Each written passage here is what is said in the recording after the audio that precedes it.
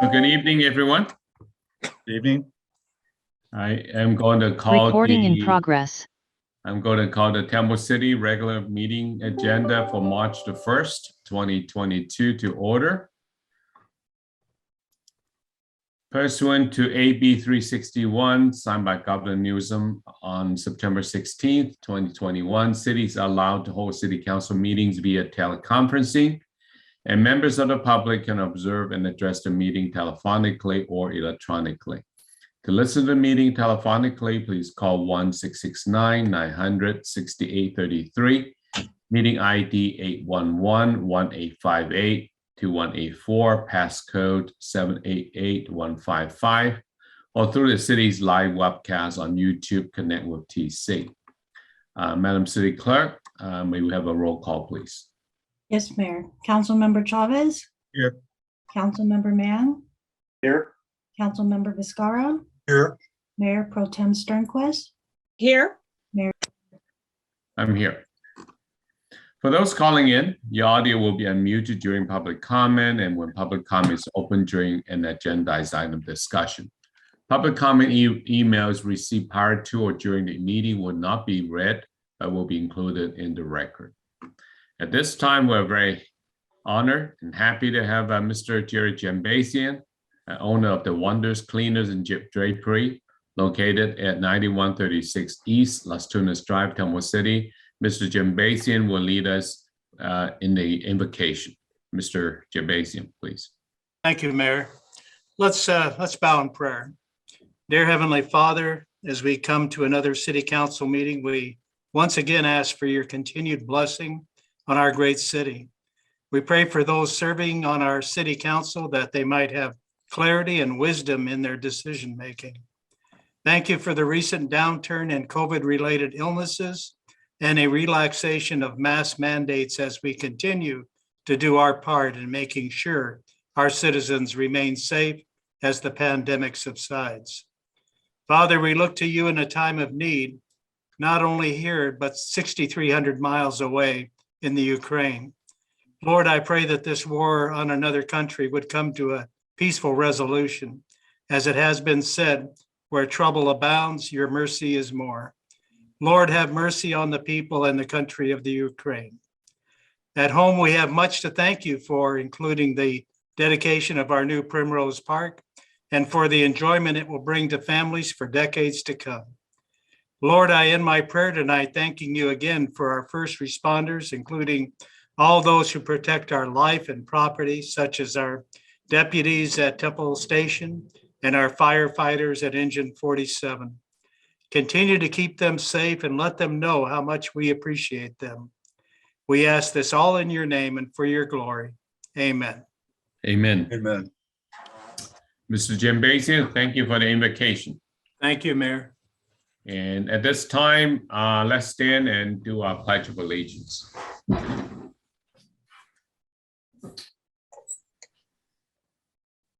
Put your right hand over your heart. Ready, begin.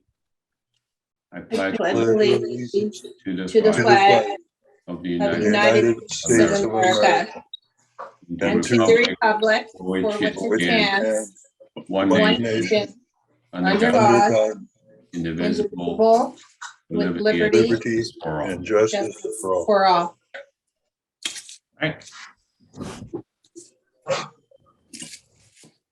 Next item is ceremonial matters. There are actually two items. First one is a Red Cross Month proclamation. So I'm going to read a proclamation.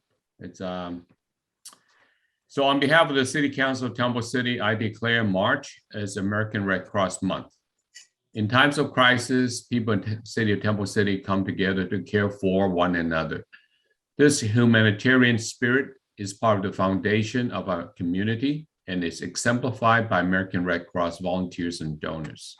In 1881, Clara Barton founded the American Red Cross, turning her steadfast dedication for helping others into a bold mission of preventing and alleviating people's suffering. Today, more than 140 years later, we honor the kindness and generosity of Red Cross volunteers here in the city of Temple City, who continue to carry out Clara's life-saving legacy. They join the millions of people across the United States who volunteer, give blood, donate financially, or learn vital life-preserving skills through the Red Cross. In the greater San Gabriel and Pomona valleys, the contributions of local Red Cross volunteers give hope to the most vulnerable in their darkest hours. Whether it's providing emergency shelter, food, and comfort for families devastated by local disasters like home fires, donating essential blood for accident and burn victims, heart surgery and organ transplant patients, and those receiving treatment for leukemia, cancer, or sickle cell disease, supporting service members and veterans, along with their families and caregivers, through the unique challenges of military life, helping to save the lives of others with first aid, CPR, and other skills, or delivering international humanitarian aid. Their work to prevent and alleviate human suffering is vital to strengthening our community's resilience. We dedicate this month of March to all those who continue to advance the noble legacy of American Red Cross founder Clara Barton, who lived by her words, "You must never think of anything except the need and how to meet it." We ask others to join in this community commitment to give back in our community. Now, therefore, I, Vincent Yu, Mayor of Temple City, by virtue of the authority vested in me by the laws of City of Temple City and California, to hereby proclaim March 2022 as Red Cross Month.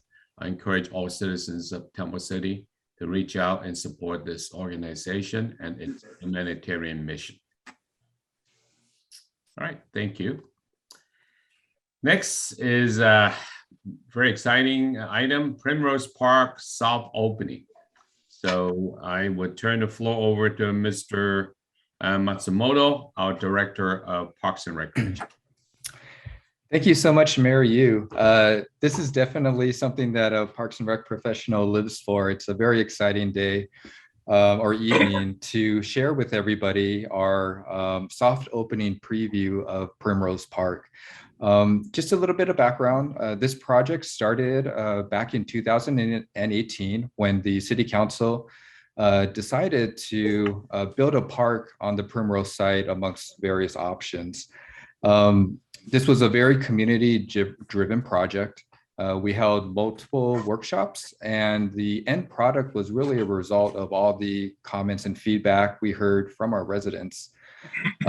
We were also able to fund the project all through state funding through the Prop 68 grant. So we received over $2.9 million for this project. During this time, unfortunately, as everybody knows, the pandemic hit and it stalled the project a little bit, but we continued to work on that, and we were able to break ground in April of 2021. And in less than a year later, dealing with various construction issues, supply chain issues and things like that, we're at the precipice of opening up our first park in Temple City in over 60 years since our incorporation.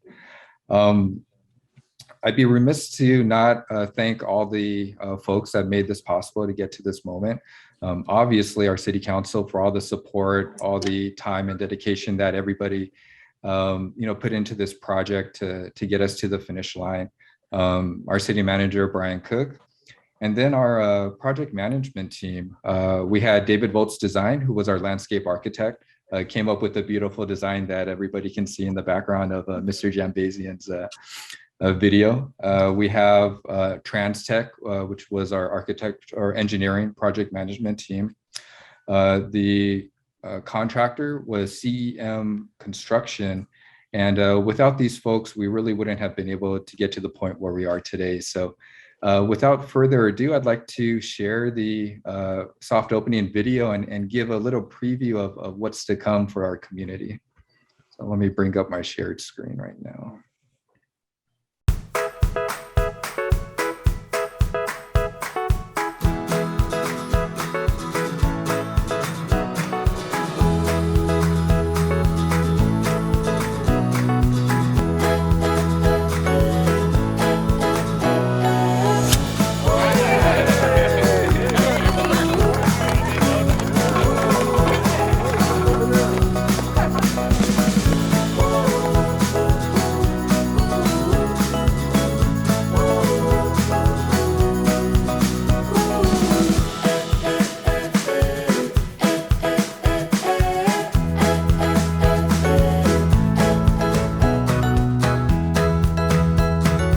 size of those shade structures was what really popped out.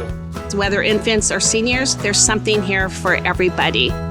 It's a good location. It's highly visible. I like all the different colors, the greens, the reds. I mean, today is just like an incredible feeling. I mean, we worked so hard and finally it has come to fruition. I mean, that's a fabulous feeling.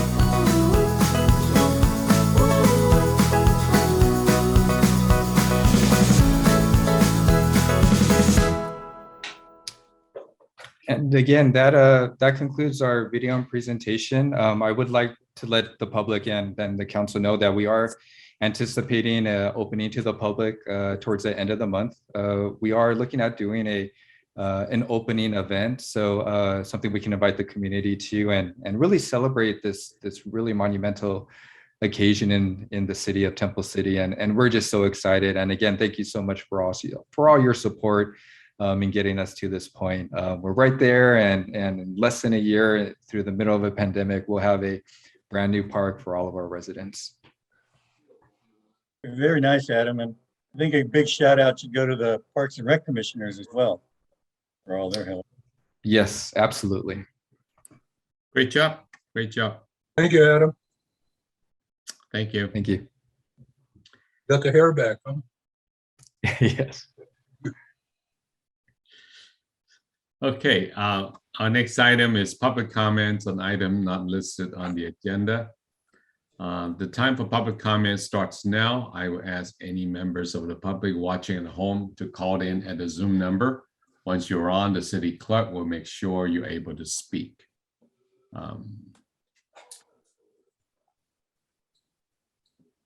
So we'll wait a little bit.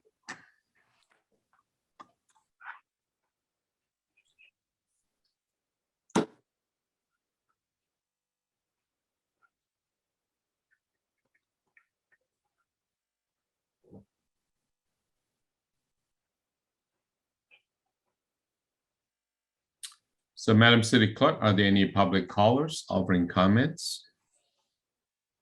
Mayor Yu, we have one caller and they have unmuted their audio. Good evening. Good evening.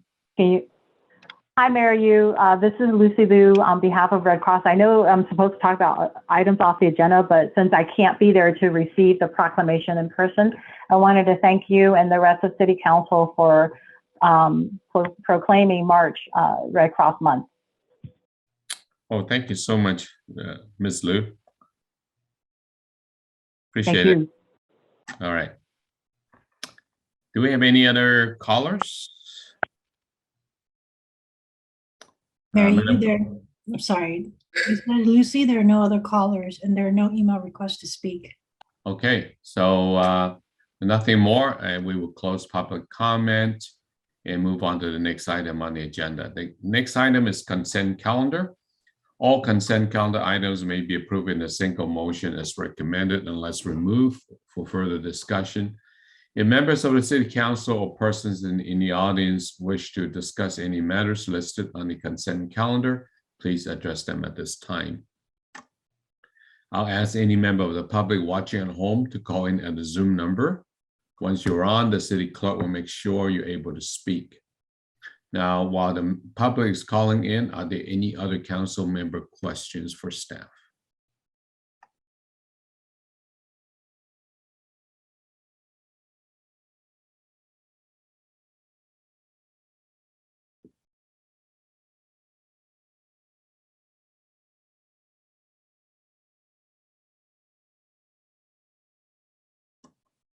Madam City Clerk, are there any public callers offering comments on this item?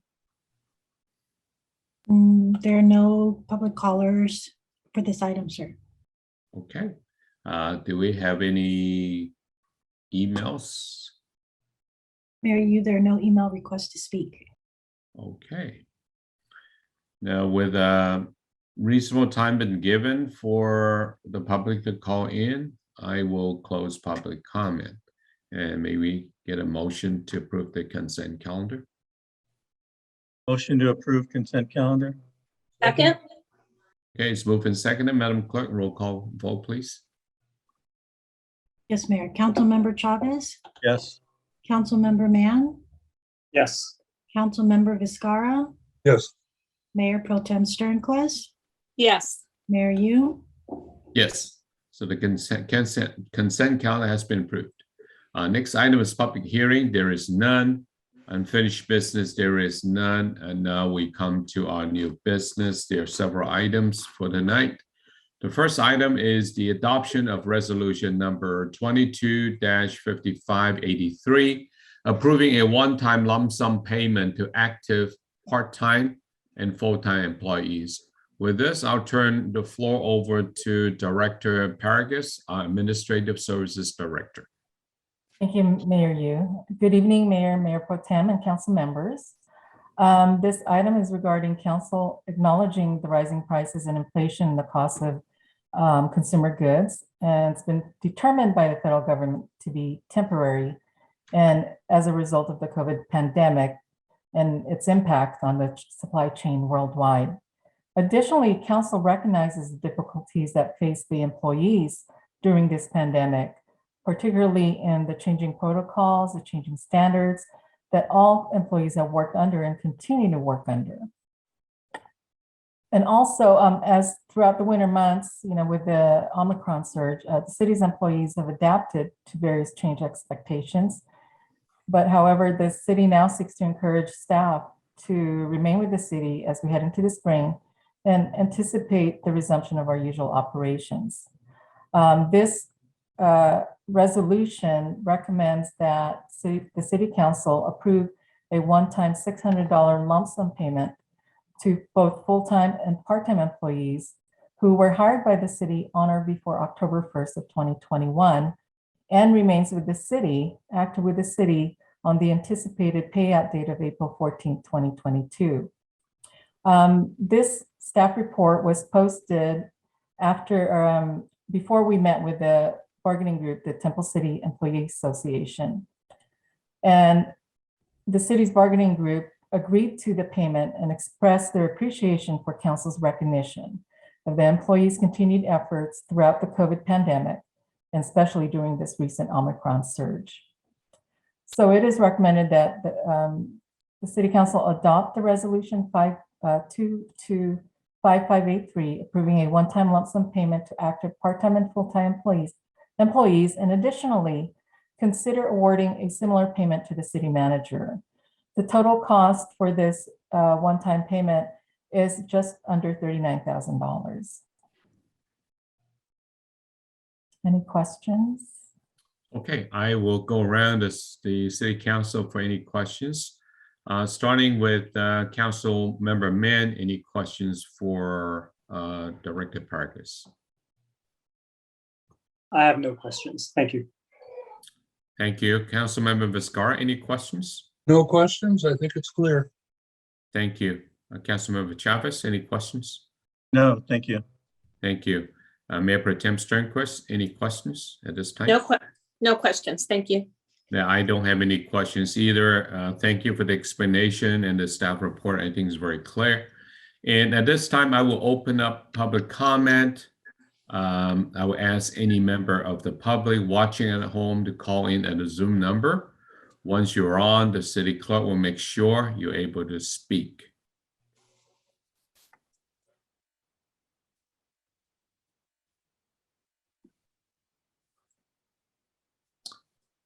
Madam City Clerk, are there any public callers calling at this time? Mayor Yu, we have one public caller and we requested they unmute if they wish to speak. Okay. Please address the City Council if you wanted to talk about this item.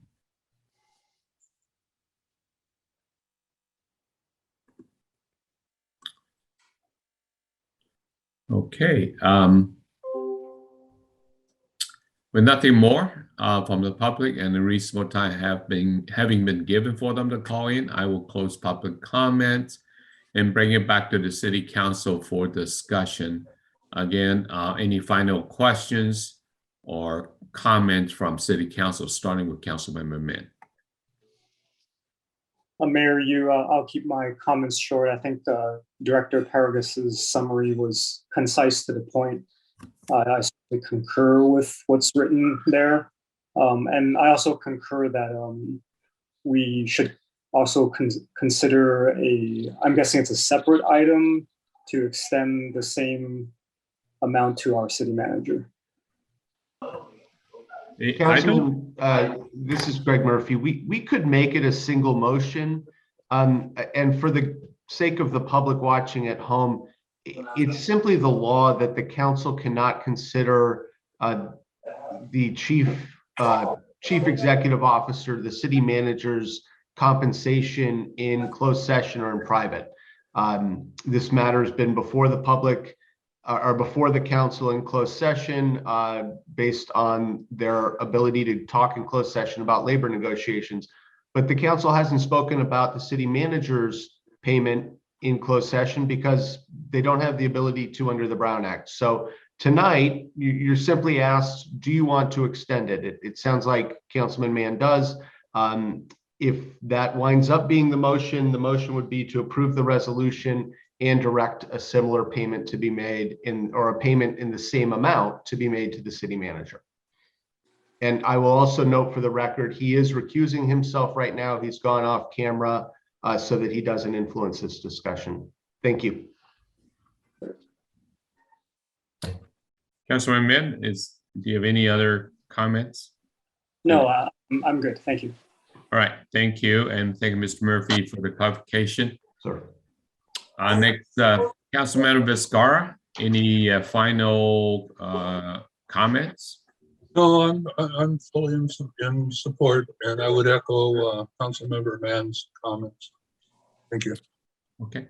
Thank you. Councilmember Chavez, any comments? Thank you. No, I concur with the recommendation. Okay, thank you. Mayor Pro Tem Sternquist. I'm just happy to approve both for the city manager and the employees. Yeah, thank you. I too am happy that the city is in a position to help our staff in both full-time and part-timers. And we appreciate the hard work and we know the difficult financial situation we all are in, and doesn't help with what's going on in Ukraine either, but we're happy that we're in a position to help out a little bit. And we also want to thank you for the great work during the pandemic and all the up and downs that we've all been going through together. So, and I also concur that our city manager, being a great leader during this pandemic, should also be given the same amount of lump sum payment. So with that, I'm ready for a motion. Mayor, I just have one real quick question before a motion is made. Yeah, please. The amounts that are listed in the report, does that include the city manager, or does that, because I don't want to make a motion that's, I don't know if those numbers include or don't include. If we need Yes, to the staff report includes the amount for. It does include the amount to the city. Okay, I just wanted to make sure. Okay, Mayor, I'm prepared to make a motion if that's okay. Yeah, please. I would make a motion that we adopt resolution number 22-5583 for attachment A to the report, approving a one-time $600 lump sum payment for active full-time and part-time employees with a start date on or prior to October 1st, 2021.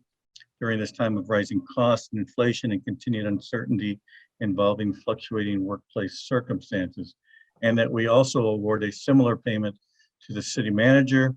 And lastly, that we appropriate $37,320 from the general fund and $1,650 from lighting and landscape district fund reserves for fiscal year 2021-2022 to fund these payments.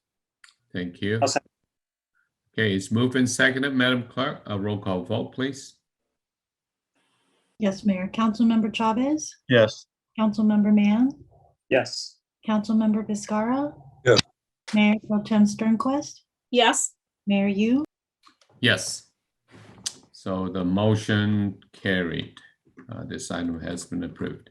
The second item on the new business is the first reading and introduction of ordinance number 22-1060, an ordinance of the City Council of the City of Temple City, adding section 2-19 campaign contribution regulations to chapter 1, City Council Title 2 Administration to the City Council, the Temple City Municipal Code.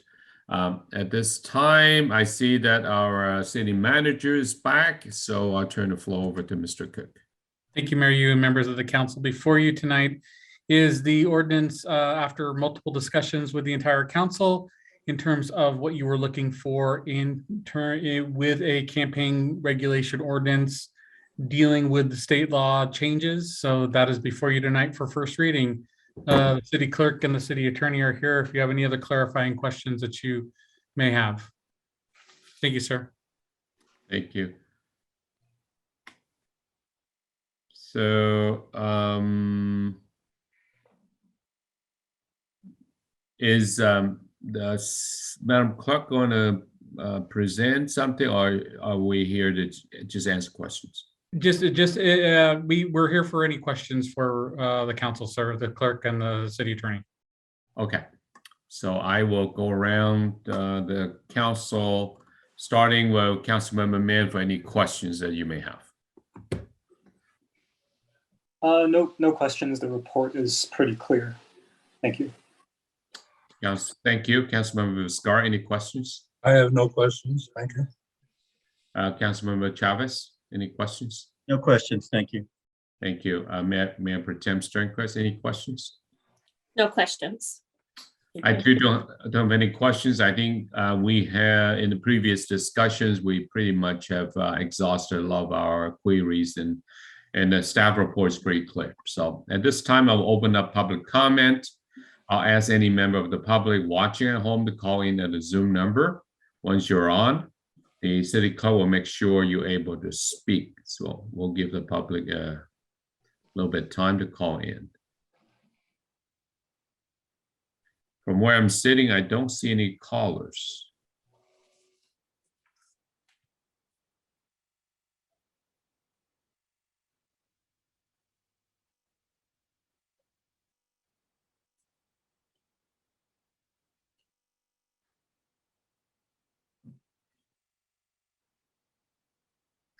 Madam City Clerk, are there any callers from the public?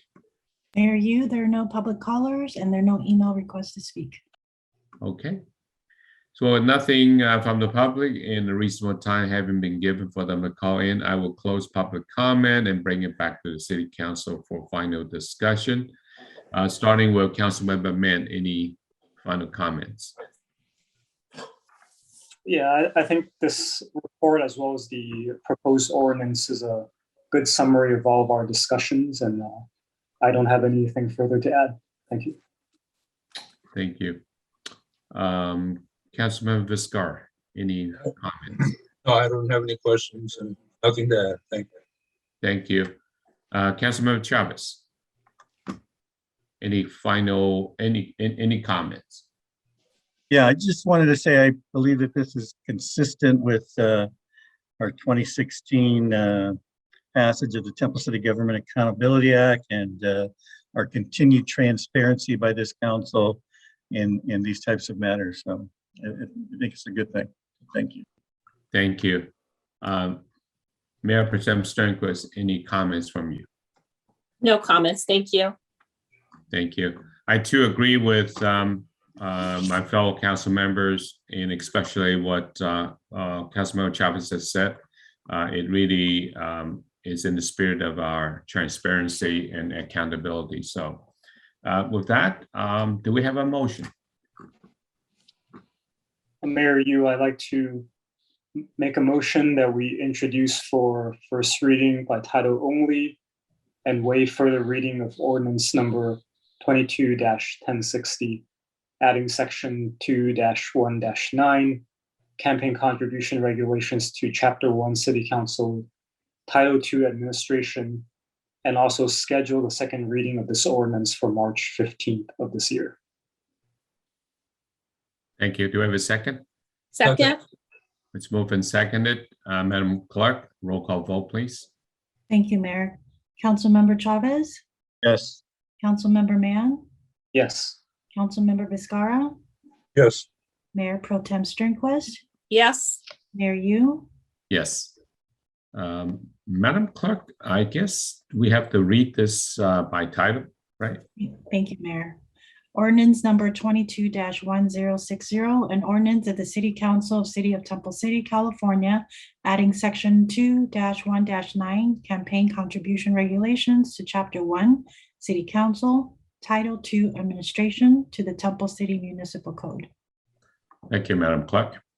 So we move on to the next item, which is discussion and consideration of adopting a resolution to continue to allow city council meetings to be held remotely, consistent with Assembly Bill 361. Mr. Cook. Thank you, Mayor Yu and members of the council. Before you tonight is the resolution you've seen multiple times. Just to let you know, as of today, the community transmission rate is still at the high level. Our resolution is said to go back when it is at a moderate level. I know things are changing, and there actually was some action today as well, and we'll be dealing with some of the health order realignments as well. But we believe this provides you flexibility through the end of the month to do another remote meeting in your second meeting in March. And that at that point too, between maybe the second meeting in March to the end of the month, seeing where things will go, we could either ask for a quick special meeting or go from there. But this at least provides you the opportunity to continue remote meetings through March 31st. Brian? Yes, yes, Mayor Pro Tem. Today on the radio, I heard that, what is the lady's name? Dr. Ferrer? Dr. Ferrer, that next week she expects the county to go to the low risk. So we're using the CDC and not the county, correct? Those two things should be in alignment, but I'll let Mr. Arizumi correct me if I'm wrong. Yeah, I haven't seen them be in alignment because I'm thinking if we're currently in high and she's saying we're going to low risk, there's got to be some middle ground. But I'll let Mr. Arizumi clarify. Yeah, initially, LA County Public Health was using the CDC's community transmission levels by county, which had the high, moderate, substantial, and low. The CDC changed that metric a couple days ago and now are using the community levels, which just has a high, medium, and low. On the previous metrics, it was not taking into consideration hospitalization, vaccination rates. It was just purely on case positive rates. With the change of CDC, LA County Public Health is aligning with what CDC is forecasting for community levels with the new high, medium, and low. And based on current trends, they anticipate this week that we will be in the medium range for transmission levels. CDC updates those, I think, on Tuesdays. However, as of tonight, that was not updated yet, but they are anticipating and forecasting that we will be in the medium level, which under the CDC guidance allows us to remove masking requirements. Okay, thank you, Brian. That helps me clarify in my mind what's going on. You're welcome. Okay. I will go to Councilmember Mann for any questions. I don't have any questions at this time. Thank you. Councilmember Vizcarra, any questions from you? I think I wasn't totally clear. Does this mean that let's say, we're at the medium rate today, can we be at the low level by the end of the month? I'll let Mr. Arizumi, he's been listening to the most recent calls with Dr. Ferrer.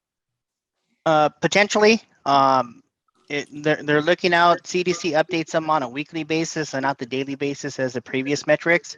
And they look at case rates, look at hospitalization rates and vaccination rates. Our hospitalization rate in LA County has fallen below 1,000. I think it's 900 something as of yesterday. And so that is slowly declining and on a quicker pace than I think they anticipated. And so to align with what the state of California has and with what the CDC is recommending, LA County Public Health will probably this Friday make some changes to the health officer order that may be issued on Thursday.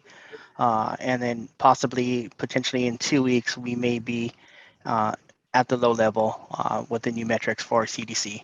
Under the old metrics, CDC, or under the old CDC metrics, LA County Public Health was forecasting that we would be at a moderate level in by the end of March. And so the new metrics are less restrictive because it takes into account hospital capacity and surge. So conceivably by the next meeting, we could be at the low level and decide to go back to in-person meeting. Correct. We can potentially be at, I would assume that we'd be at the medium for sure, but potentially could be at the low in 2 weeks. Thank you. Right, all I have. Thank you. Councilmember Chavez, any questions? Yeah, I have some questions. So correct me if I thought I just heard someone say, or maybe it was Brian quoting Dr. Farrar, that we would likely be at medium next week. Is that correct? No, they're anticipating this week that we would be at the medium level. CDC, correct. CDC has not updated their website to show what the current level is for this week. It was last updated on February 24th. And so they are anticipating that we would go to the medium level, which is why today they made an announcement that they will be reviewing and possibly issuing a new health officer order to remove masking restrictions on Friday. And correct me if I'm wrong, but throughout the last few months when we've been discussing this issue, wasn't our target the medium rate that we felt comfortable going back? Yeah, our target was under the previous metrics, and so CDC changed those metrics. Previously, there was 4 levels.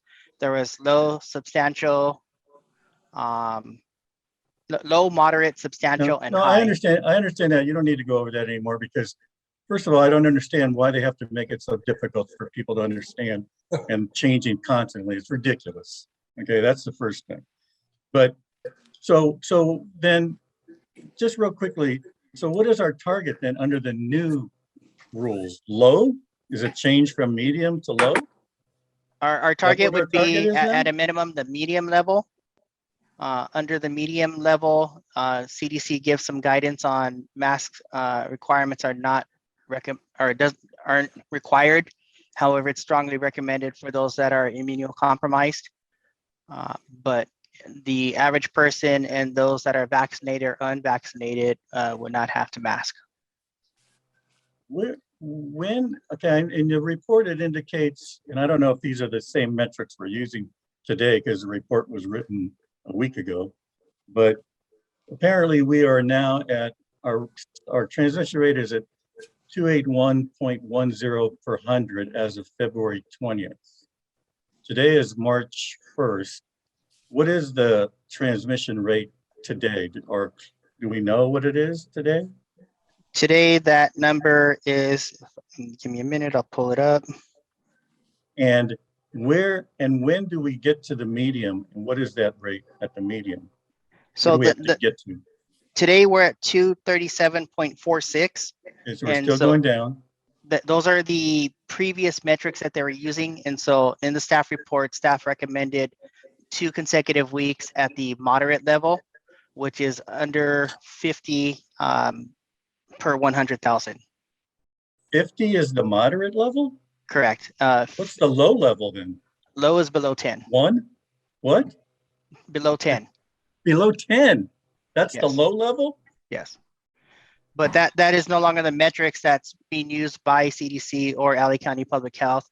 They're using the new one, which has, again, takes into consideration hospitalization rates, hospitalization capacity, vaccination rates, and So what's the target then under our whatever we're now following? What is the target? the target is right now the medium level. So we're going to align with public health. Public health, when they were discussing the possibility of releasing or removing the masking restrictions, we're using the same criteria to be in the moderate level for 2 consecutive weeks. But with the changes that CDC made, they're reevaluating. And if we are in the medium level, they are going to move forward with recommending removal of mask mandates. Brian, Mayor, is it okay? Yes. I wasn't done with my questions, but go ahead. Okay. Well, excuse me, Mr. Chavez, Councilmember Chavez. I No, don't want to sorry. forget. I think I'm just, when I heard today that, you know, LA County was different than the CDC, what is specifically our goal? I don't think we've discussed as a council, this is a question, have we, regarding if these two came into alignment, what was going to be the metric for us opening up our meetings to the public? Yeah, so in the staff report, the staff report was written prior to the new metrics issued by the Right. CDC. So under the old metrics, it was 2 consecutive weeks at the moderate level, which is 11 to 49.99 cases per 100,000.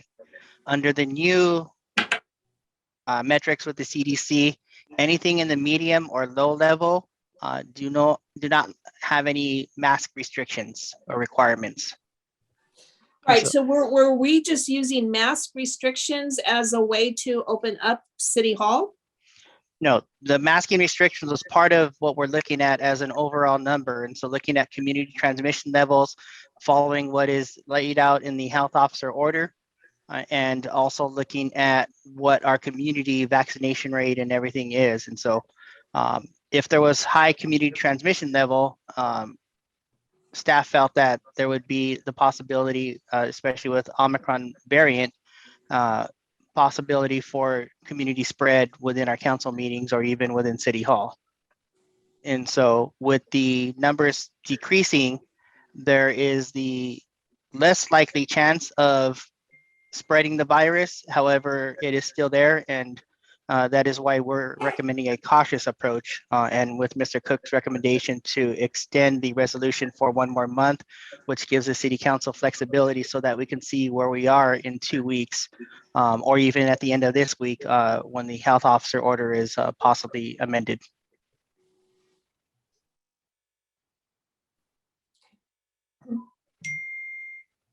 Thank you. All right, I want to go back to Councilmember Chavez. I don't think you're quite done with your questions. You know what? I'm just going to stop with the questions because the more questions I ask, the more confusing this becomes. I just wish somebody could just explain in English what it is that we're looking for and what is our goal, because my understanding, and again, I guess the rules have changed, is that our goal was always to get to the medium. We're never going to be virus-free. That's years down the road, if at all. Okay. And, but now it seems like the rules have changed again. And are they going to change 2 weeks from now? Who knows? That's anybody's guess. Between the CDC and LA County, I mean, geez, I mean, it's just, no wonder no one knows what's going on. And Can you imagine what it's like for the public? Well, yeah, that exactly. I mean, it's just ridiculous. So, no, I think I've exhausted my questions. I just have some comments when we get to that point, but I don't want to get ahead of myself. So, Okay. go ahead. Thank you. Thank you. Mayor Pro Tem, want to come back to you if you have any further questions. I guess my question still is, are we currently today in the high or the medium? As of today, according to the CDC website, we are still in the high level.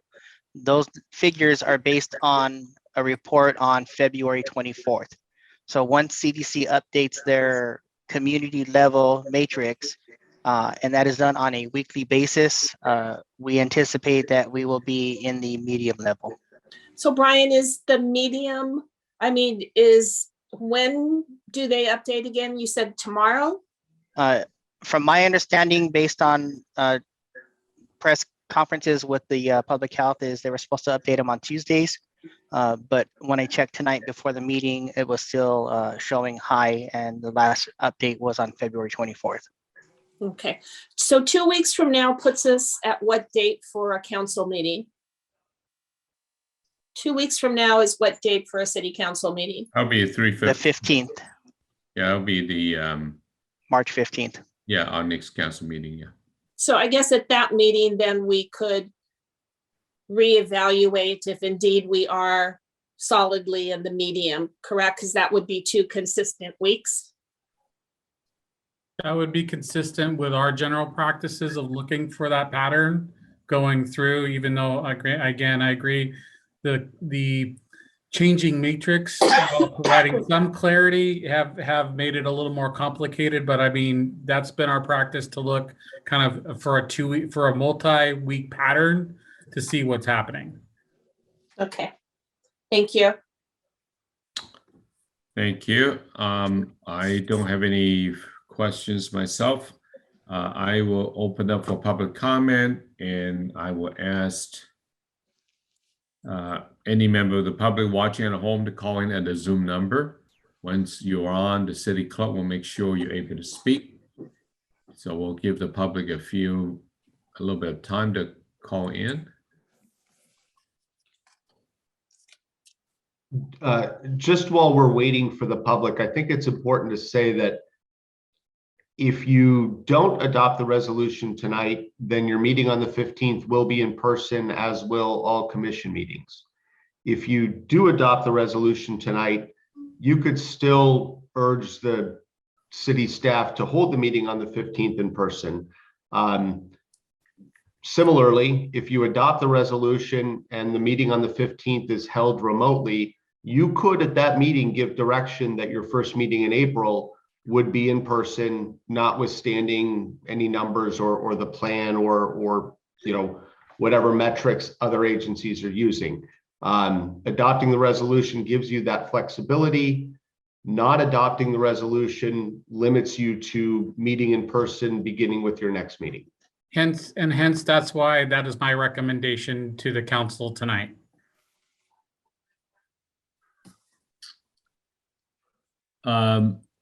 Actually, I do. That actually brings me a question. So I want to make sure I'm hearing it right. So adopting the resolution tonight will not require us to come to meet in person at our next meeting. But Correct.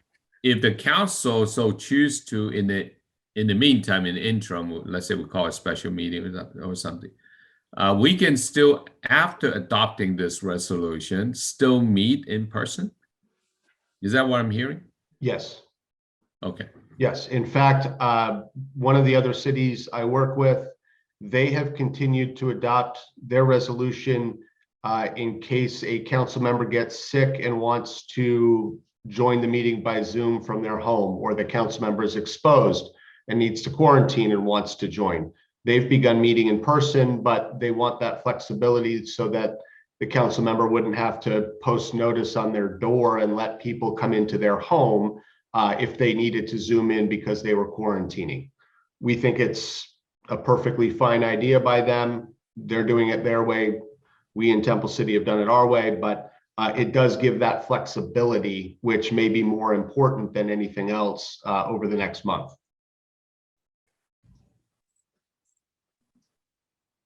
All right. Thank you. With Madam Clerk, I don't see any callers. Are there any callers or email comments? Mayor Yu, there's one call. Well, we have one caller, Mr. Jambezi, and I asked him to unmute if you wish to speak. Okay, Mr. Jambezi, you want to speak on this item? No, Mayor. Thank you. With that, I will close public comments and bring it back to the City Council for discussion, starting with Councilmember Min. Thank you. So I thought I understood this until I heard all the questions. Now I'm probably just as confused as some of you all.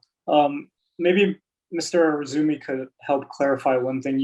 You mentioned that the new metric considered hospital capacity as, I guess, a factor in determining whether a city or community is in high, medium, or low. Did I hear that correctly? Correct. Okay. Is there a numerical metric associated with that factor? Yeah, so they look at whatever their algorithm or their formula is. They look at hospital capacity, what our current hospitalizations are. They look at the test positivity rate. They look at the vaccination rate, and all that together is taken in to determine what level county is in, whether it's the low, medium, or high. Okay, thank you. All right, so I think where I'm coming from, I'm glad that the trend is pointing towards a potential return to in-person meetings. On a personal note, I am actually fine with meeting in person if that was the next meeting. However, my understanding, and I'm glad, Mayor, you asked that clarifying question, is just having the ordinance gives us that flexibility. Just in some worst case scenario, if things suddenly reversed, like say the trend decided to go 180 in the opposite direction in the next week for whatever reason, then we're not kind of legally obliged to meet in person if that should happen. Now, granted, seems like all the evidence is pointing that we're closer and closer to opening. So I think Mr. Cook's recommendation makes sense to grant us that flexibility.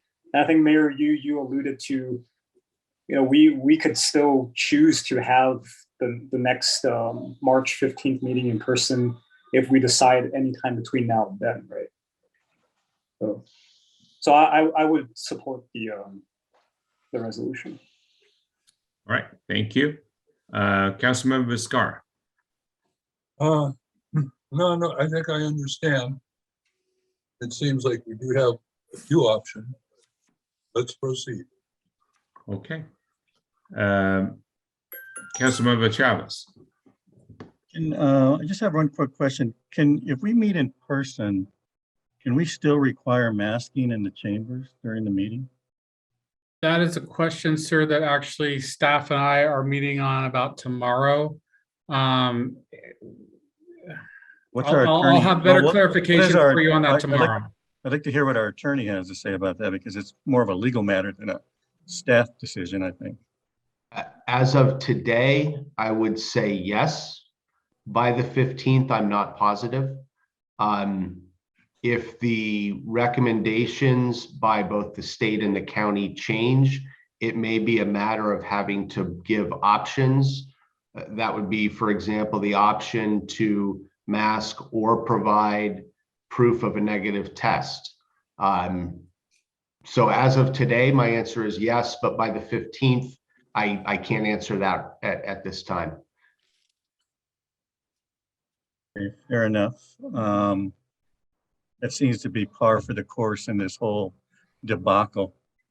I'm glad the question came up about the option to adopt the resolution and still have the meeting if we decide on our own, because I didn't see that in the staff report, unless it's hidden in there somewhere. I know there was some mention made to this so-called hybrid format, but I don't know that it was explained in the way it's been explained tonight, which I'm thankful it was done, because yeah, that gives us, I think, another additional tool or circumstance. My only concern is, it's my understanding, isn't the next meeting March 15th our reorganization? Yes, I mean, sir. it would be kind of nice to have that meeting live, just because of the reorganization. But I mean, that's my personal feeling.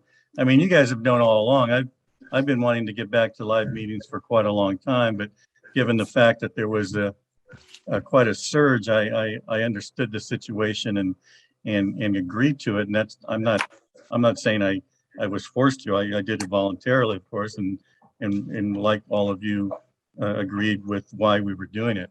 But it seems to me that now we are going in as fast as we went in one direction, we're going that fast in the opposite direction. And it would seem to me that given the numbers in the last 2 weeks, unless something extraordinary happens, we're going to see quite a change in the next 2 weeks. And I think significant. Now, are we going to get down to 10? I don't know. And if that's the number they're shooting for, that could take a while, but who knows? I mean, they're probably going to change their mind in the next 2 weeks anyway, but yeah, so I mean, I probably would, to me, I would favor at this point probably adopting the resolution only because it gives us a little bit more flexibility. And whether that's going to change in the next 2 weeks, who knows? Like I said, I would like to have the reorganization in live, and then and again, I keep repeating myself, but I know the council chambers is well equipped to accommodate for all the social distancing and all the whatever regulations we need to have. And then correct me, just one last thing, Greg. So if we adopt the resolution and we do decide to have a live meeting on the 15th, those who choose not to attend can do so, correct? You mean those who Council member, if a council member chooses not to attend live, he can attend via Zoom, this hybrid, without having to post and have people come into his home. if we adopt the resolution. If we yes, adopt the that is resolution, correct. yes. Yes. Okay, all right. Thank you. That's all, Mayor Yu. Thank you. Thank you. Mayor Pro Tem Sternquist. Comments, questions? Greg, I have a question. Is it possible for us to postpone the reorganization until the first meeting in April? I defer to the city manager on that. The code generally I says. think it's in the city charter. I was going to say, yeah, either the code or the charter says it's at this second meeting In March.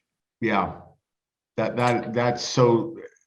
As a legal matter, this is when we are supposed to do it. You know, if it's the will of the council to postpone, I believe you probably could. I know you cannot move it forward, but if there is sufficient reason to postpone, I suppose we could see our way to it. But I think legally it is supposed to be done now. But these are extraordinary times. Very true, sir. Yes. That was my only question. I think I'd be like Tom. I think the reorganization is, you know, kind of, we're opening up. It's a new period. I think at that reorganization, not only, you know, can we acknowledge a new mayor, but I think we can also acknowledge the past two mayors that we had, you know, virtually, just to kind of make an acknowledgement that we did have two mayors previous to the one that, you know, will be elected soon. So I just think it's a nice way of, you know, actually honoring our current mayor and our past mayor at a meeting. And if we could postpone to April 1st because of the pandemic and extraordinary times, I think that might be a better way to go, because I think we could probably be pretty assured that we will be at moderate, if not lower, by that April 1st meeting. But Greg, I think you'd have to figure out how we'd go about that. If it's the will of the council, I will figure that. It may require a special meeting to officially take action to postpone, which we can't do tonight because it's not agendized, but I will begin taking a look at that. Okay, thank you. So, okay, Mayor Pro Tem, you're done, right? Yes, thank Okay. you. Thank you. Thank you. I also think that adopting the resolution tonight will give us flexibility. Either we come in person next meeting or not, but not adopting it, I think will restrict us in having to certainly meet in person. And we can always adopt a resolution and still come back for in-person meeting. Now, the postponement of reorg notwithstanding, I do have a question for both Mr. Cook and Mr. Murphy, in that if we were to come back and assume for a minute, having adopted the resolution tonight, what kind of action do we need to take before we come back? Or is that just something that we can just, the city manager can call and we'll come back? Or do we actually need a motion to do so? Purely legally speaking, In the other cities I work with, the city manager and mayor have talked about it and have made the decision. It's not a formal action of the council in those cities. Okay. Is that like in the room where it happens? Is that what we're talking about? The mayor and the city manager get together in the room where it happens and they make this decision. Okay. I wasn't there. It might have been over the phone. I'm Yeah, not you weren't sure. in the room where it happens. There you go. All right. Okay. And also to, I mean, as a comment, I also think that we should adopt a resolution. I mean, we talked about LA County Public Health, if you referred to Dr. Farah a few times tonight. And it might be of some interest to note that Los Angeles County, actually today, the Board of Supervisors adopted a resolution as well to do board meeting, continue board meetings. So, I mean, they have the advice of Dr. Farah, and they still have made that decision. So I think we can adopt the resolution, and then with Mr. Murphy coming back, and we can further reconsider whether our next meeting should be in person or not. So that's my 2 cents. And with that, I would entertain a motion.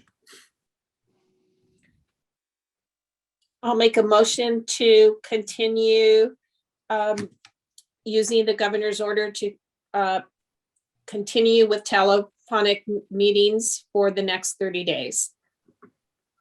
Do we have a second? I'll second. Okay. So it is moved and seconded. Madam Clerk, roll call, please. Thank you, Mayor. Councilmember Chavez, Yes. Councilmember Mann, Yes. Councilmember Vizcarra, Yes. Mayor Pro Tem Sternquist, Yes. Mayor Yu. Yes. Okay. Thank you. And we have one other new business tonight, that is discussion regarding proposed ordinance relating to the maintenance and landscape of vacant sites. Mayor, Yes. I need to recuse myself from this because I do have a property within 500 feet of a vacant site. Okay, thank you. And we'll wait for you to turn off your camera and mute yourself. All right, for the record, Mayor Pro Tem has turned off her camera and muted herself. So with that, I will maybe begin with Mr. Cook to lay the groundwork for the discussion.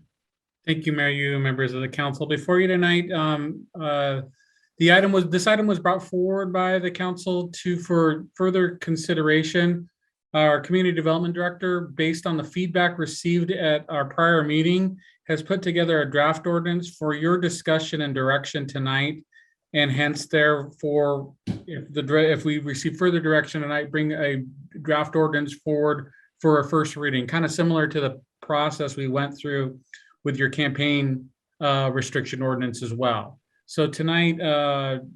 Reimers will bring forward some of the concepts that are in the draft ordinance. Get your feedback. Tell us, I like this, I don't like this, I'd like to see this modified, or I'd like to see this changed. Is kind of some of the feedback we'd like to get tonight, so that we can come forward with a draft ordinance that we feel we have some consensus on the council with, and we can bring forward for your adoption at either the next meeting or the following meeting after that. So Mayor Yu, if it's okay, I'll turn it over to the Community Development Director. Yeah, good evening, Mr. Reimers. Please lead us in discussion. Sure. Good evening, council. Can you hear me okay and see the screen? Yes. Perfect. All right. So the goal of this ordinance includes reducing blight, protecting property values in the community, maintaining safety, supporting economic vitality, and improving aesthetics. So those were some of the different goals that we were trying to balance while putting this ordinance together. What the ordinance does is it divides vacant sites into 3 categories, but all vacant sites would have to do the following. They'd have to be maintained free of litter, weeds, and debris. They couldn't be used for stockpiling things. So sometimes you'll see a vacant site. They stack a whole bunch of lumber on a site, or they pile up a whole bunch of gravel. They wouldn't be allowed to do that. Any fencing would need to be in good condition, meaning it can't have graffiti. If the green sort of screening is falling off, it needs to be put back, and the gates need to be operable, things like that. Again, graffiti would need to be removed promptly. And then the property owner or the owner's manager designee would need to inspect the site regularly. They just can't abandon it and rely on code enforcement to give them updates on the site. They need to make sure that it is secure. And the idea there is that we don't want the site to be open to dumping or trespassing or graffiti. If there are exterior lights at the site, we'd want those to be left on at night times to provide additional security.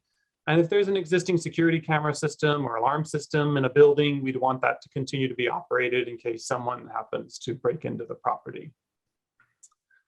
So the three different types of sites that this ordinance divides or categorizes them into is unimproved sites. So unimproved sites are sites where there are no structures, no buildings.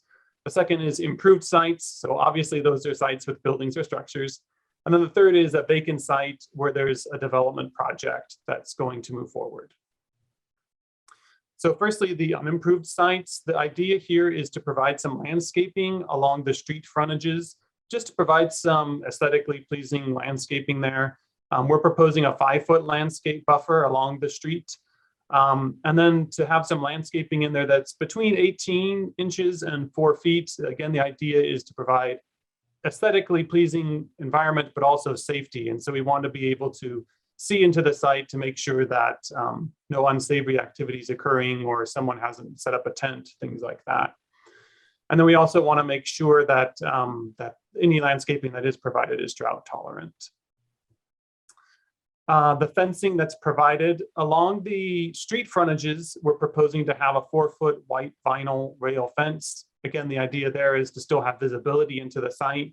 But on the other property lines that are not street facing or not adjacent to a street, those would have a 6-foot high view obscuring fence. So that would typically be a chain link fence with the green windscreen. For sites that have been vacant for a considerable time, or will be vacant for a considerable time, the director can require tubular steel or what most people would refer to as wrought iron on those sites, just to have a more aesthetically pleasing environment. What did you call it, Scott? It's tubular steel. It's not technically wrought iron, but it would look like a black wrought iron sort of fence. Oh, okay, I got it. Yeah. And is that in lieu of the obscured fencing? Is that then? Is that? Yes, yes. So the idea would be to replace the chain link fence with tubular steel. And that would that be for aesthetic reasons or? Yeah, it would provide a nicer look if it's going to be there for a few years. And is that similar to the white vinyl rail fencing as far as how you can see through it? Then is that kind of similar to that? Yes. Okay. And that's probably more expensive though, isn't it? It is, and that's why we were only going to require it on sites that have been vacant for a long time. Oh, okay. All right. Thank you. Yes, sir. Other requirements, if there are areas on the site that are unpaved, we want to make sure that they put down 3 inches of bark mulch, and that's to help reduce any weeds from growing up. And then that landscape buffer does need to be have irrigation, an automatic irrigation system. So here's an example of a site that is vacant and unimproved. So the idea here along Temple City Boulevard would be to have that 5-foot landscape buffer. And then behind that would be that shorter 4-foot fence, that white rail fence. And then along the side property lines, you would have the chain link fence. So in this case, if it has been vacant for a long time, you would have a tubular steel fence. So this is what it might look like. We've done our best to try to show you this, but you'd have some hedges and maybe some tall grasses along the front property line. Behind that, you'd have that white rail vinyl fence. The fence, the chain link fence behind that would then be removed because it wouldn't be necessary. And then here's another site along Rosemead Boulevard. This is where the Denny's used to be. This also is unimproved. There's no structure on this site. So there would be a landscape buffer facing the street with a 4-foot-high white vinyl fence behind that. And then the other property lines that are not facing the street would have the 6-foot-high chain link fence or a tubular steel fence. And so here's what that might look like with the hedges in the front, and then some white vinyl rail fence behind that. And then in this case, the green fencing would be removed directly behind the white rail fence. So the other category of vacant property would be improved vacant sites. So those are sites that have a vacant building on them. Those would have to comply with the requirements of an unimproved site, except that the director could waive the requirement for a landscape buffer. So in these cases, it might not be appropriate to have a landscape buffer given what's happening in the front of the property. So for instance, here is a property at the corner of Sereno and Rosemead Boulevard. The building is vacant and has been vacant for quite some time. In this case, they would provide the existing landscape areas that we would make sure that they have hedges and some grasses. And then behind that, we'd have them place a white vinyl rail fence behind that. So here's what it might look like: some additional landscaping in the existing planters with a fence behind it. And then here's another site, 5935. Oh, actually, sorry, that's the wrong address. That's on Las Tunas Drive. It's the U.S. construction building.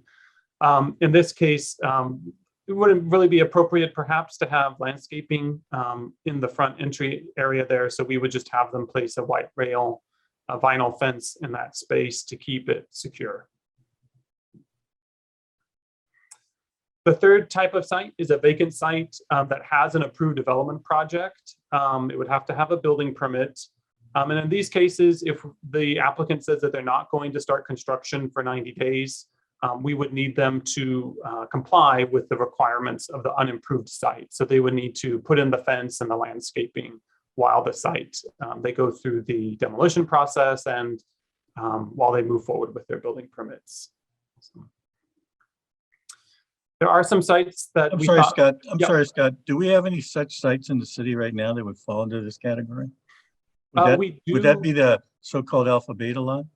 Well, in that case, the permits have expired completely. Yeah, that's what I was thinking. They don't even have permits right now. So yeah, we have some smaller multifamily sites where they have an entitlement, but they just haven't moved forward with construction. But most typically, those sites, they would want to have the tenant on site so that they can have rent. So it is very atypical.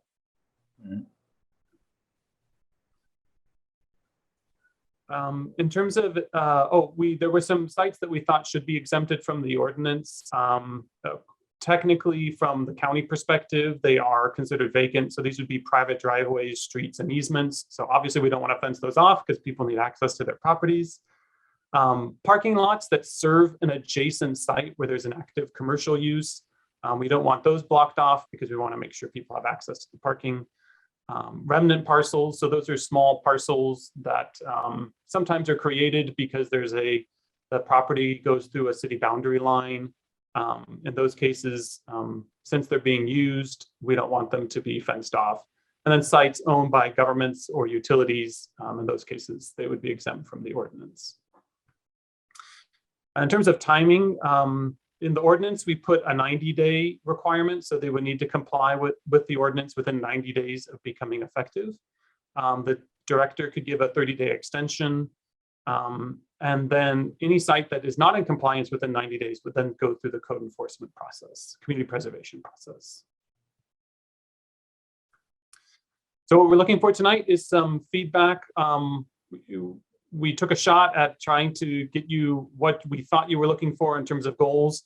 But if there's anything you'd like to modify, that's why we're here tonight. And then the goal is to come back with a first reading, perhaps at the next council meeting.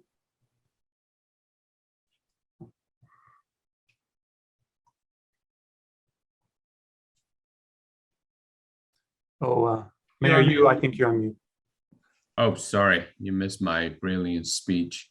But I was thanking you, Director Reimers, for the great report. And so I'll go back to the City Council for any questions, starting with Councilmember Min. Any questions? Yeah, thank you, Mayor Yu. I do have a couple of questions. Regarding the 4-foot high fencing on the side that fronts the street, I'm trying to understand, because a 4-foot high barrier doesn't seem like it would necessarily prevent entry, right, onto a vacant property. And I'm using the old, we call it the Alpha Beta site as a reference point, which in its current state has, I don't know how high the fencing is, but it's high enough to at least deter people from, I guess, entering that property. So is the goal more aesthetically driven versus trying to prevent entry onto a vacant property by people who shouldn't be there? Yeah, I think you're seeing kind of the issue that we were struggling with as staff, is trying to balance the security issue against the aesthetics issue. And so we landed on the 4-foot high recommendation.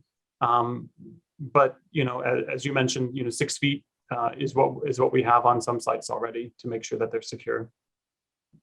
Yeah, and I think my question is largely driven by some common complaints we might have about vacant properties, with whether it's transients or others who are, you know, if they see a site that's easy to access versus a site that has been fenced off or locked off, serves as a, I guess, more of a public safety deterrent. Councilmember Brown, if you don't mind, I did speak with Rosemead, who uses a similar requirement for the 4-foot high rail fence, and I had asked them also if they require a 10-foot landscape buffer. I asked them if they had trouble with homeless people creating encampments, things like that, because that was my concern, especially with a 10-foot landscape area. They said they hadn't had any problems to date. But, okay. You know, they might be dealing with different types of sites than we are. Sure. Yeah. No, I appreciate that. That's good perspective to have. My next question was regarding the landscape barrier, again, on the street frontage side. Correct me if I'm wrong, but don't we have an ordinance that basically says we can't, a property owner cannot plant any type of shrubbery within the city right of way? And that's usually within the first 5 to 10 feet from edge of curb.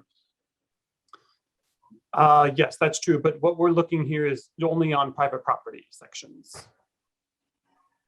Oh, I see. So it would be 5 feet from the city right away. That's where we would look at it. Right. Okay, understood. Okay, that wasn't entirely clear to me, but thank you.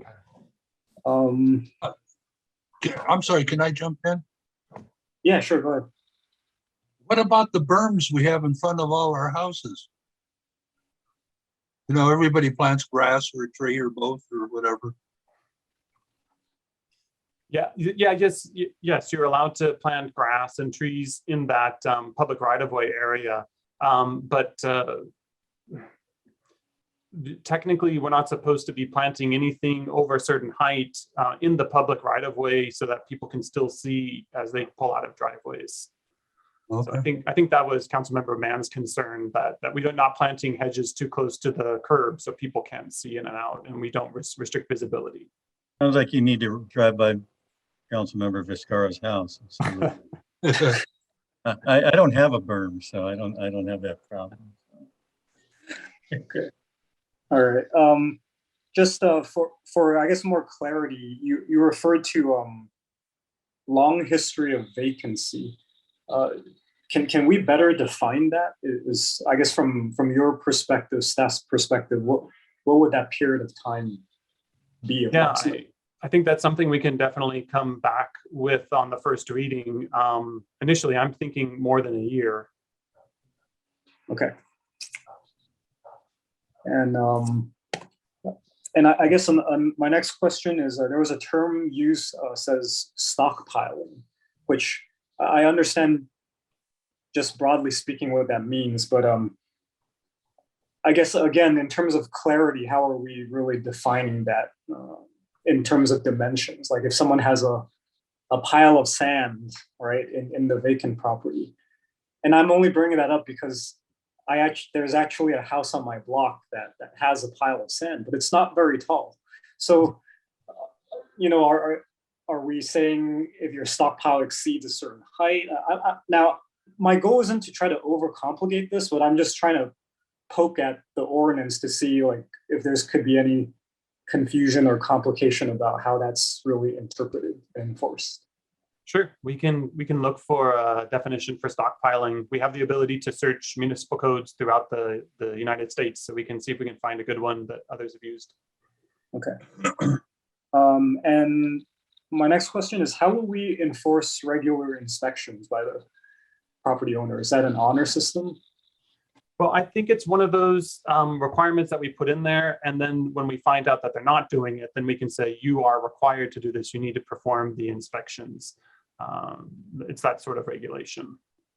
Okay, so it's more qualitative in nature, not saying you shall submit a monthly report that you actually did the inspection of your property, right? Right. I can imagine a situation where if we have multiple complaints over a long period of time, we might require them to submit such paperwork. But I think it's a requirement that we envision to demonstrate to the property owner that they do have a legal requirement to maintain the site and visit the site. Okay. All right. Thank you. That's all my questions for now. Thank you.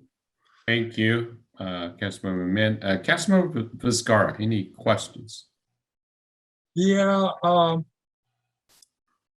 I for one, probably all of us are thinking about the Alpha Beta site that's been vacant for God knows how many years.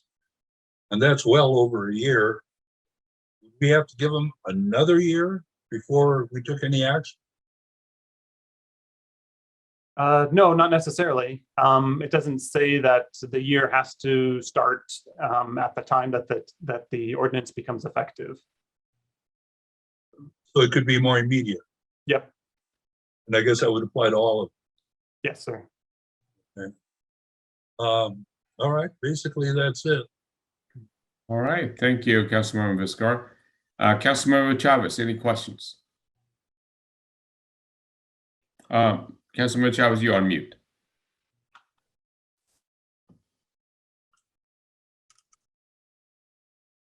I'm waiting for my grandfather's clock to finish chiming. Ah, okay. One of the hazards of being at home, I forgot to turn it off. So yeah, I didn't want to start talking. It's right behind me, rather loud. Okay, I have just a couple of quick questions. The things about the exterior lighting and the security cameras, are we requiring those, or are we just requiring them to be maintained if they're there? Yes, if they're already on the site, then they just need to be maintained. So we're not actually going to require the owner of the property to actually install those? No, sir. Okay, but wouldn't that be consistent with the whole concept of keeping them free from, I don't know, vandalism or homeless going on there, things like that? So is that a whole different ball game if we start doing that then, I guess? Or I don't know. I can't imagine. I don't know how many of these sites would already have exterior lighting. And why would you have a security camera if it's just vacant land? Yeah, I think the security camera is probably more going to rely on the where there's already a structure and the structure's just been vacant. Right. Same thing with the alarm systems. Okay, so we're not requiring them to put in just to maintain if they do have them. Yes, sir. And who's going to check that? We are? Well, I think if for instance we have if we're told by the sheriff's department that someone's broken into the property, then our next call will be to the property owner and tell them that they have a legal requirement to maintain that security system so people don't continue breaking in. If they had one. Right. All right. And getting back to the questions that William brought up about the 4-foot fence. My understanding is that 4-foot fence is so that the police can see onto the property, so that there's clear line of sight, rather than, I mean, because they need that to, and for example, if there were a homeless person, let's say camping on it, they would be able to see them versus if there was a closed fence around it, obviously. Yes, So, it's not going to keep them out, obviously, but at least it'll be easier to see them if they are there, or anything. I'm not picking on the homeless, but I'm saying if there's something else going on there, we could see what was going on. So that I don't have a problem with. As far as the issue on the vacancy, I think a year's too long, to be honest with you. I think, you know, if it's truly vacant, to me, 6 months should be more than adequate to get something going, because if they figure it this way, if it's 6 months, we have to give them a 90-day notice, and then there's some other notice, and then, so it's going to spread out even further than the 6 months. So if we go a year, then that could be a year and a half before any movement is done, technically, on that. So I would be in favor of a shorter vacancy period to proceed with these kind of things than a year. I mean, I don't know what generally is used for these things, but I just think 1 year would be probably too long for something like that. And then my last question is, when in reading through this, it seemed to, a lot of the stuff that we're requiring could potentially be relatively expensive for the landowner, I would imagine. I mean, these things aren't cheap, I don't think. Are there any programs, or are we aware of anything, or does the city have anything that maybe could assist these landowners in getting these things done from a monetary standpoint? Are you aware of anything like that, or do cities just always put the burden on the landowner themselves? I'm not aware of any programs. I'm not sure it would be considered a project that could be funded through CDBG funds. I'd have to talk to LACDA to see if it would be a viable use of funds. Because it seems to me that it's kind of a win-win situation for the city. I mean, we you know, if we're not using certain funds for anything else, at least use them to clear up some of these so-called blighted areas, something like that, and assist the landowner. I know you have issues, I'm sure, of, well, providing public funds for private individuals, and I'm sure Mr. Murphy would probably have something to say about that. But I don't know, it just seems to me that, we haven't, obviously, we're just starting to discuss this now. I'm assuming we haven't heard from landowners in the city in this regard. There's been no feedback from any of them on this. No, not yet, sir. And I doubt that we will until they actually get a notice that they have to do something. Okay. Those are all my questions for now. Thank you. Thank you, Councilmember Chavez. I have a number of comments, and I will go through the presentation, but I'll save that for the next segment. So at this time, I'll open up for public comments. I'll ask any member of the public watching at home to call in at the Zoom number. Once you are on, the city clerk will make sure you're able to speak. So we'll give folks a moment to call in.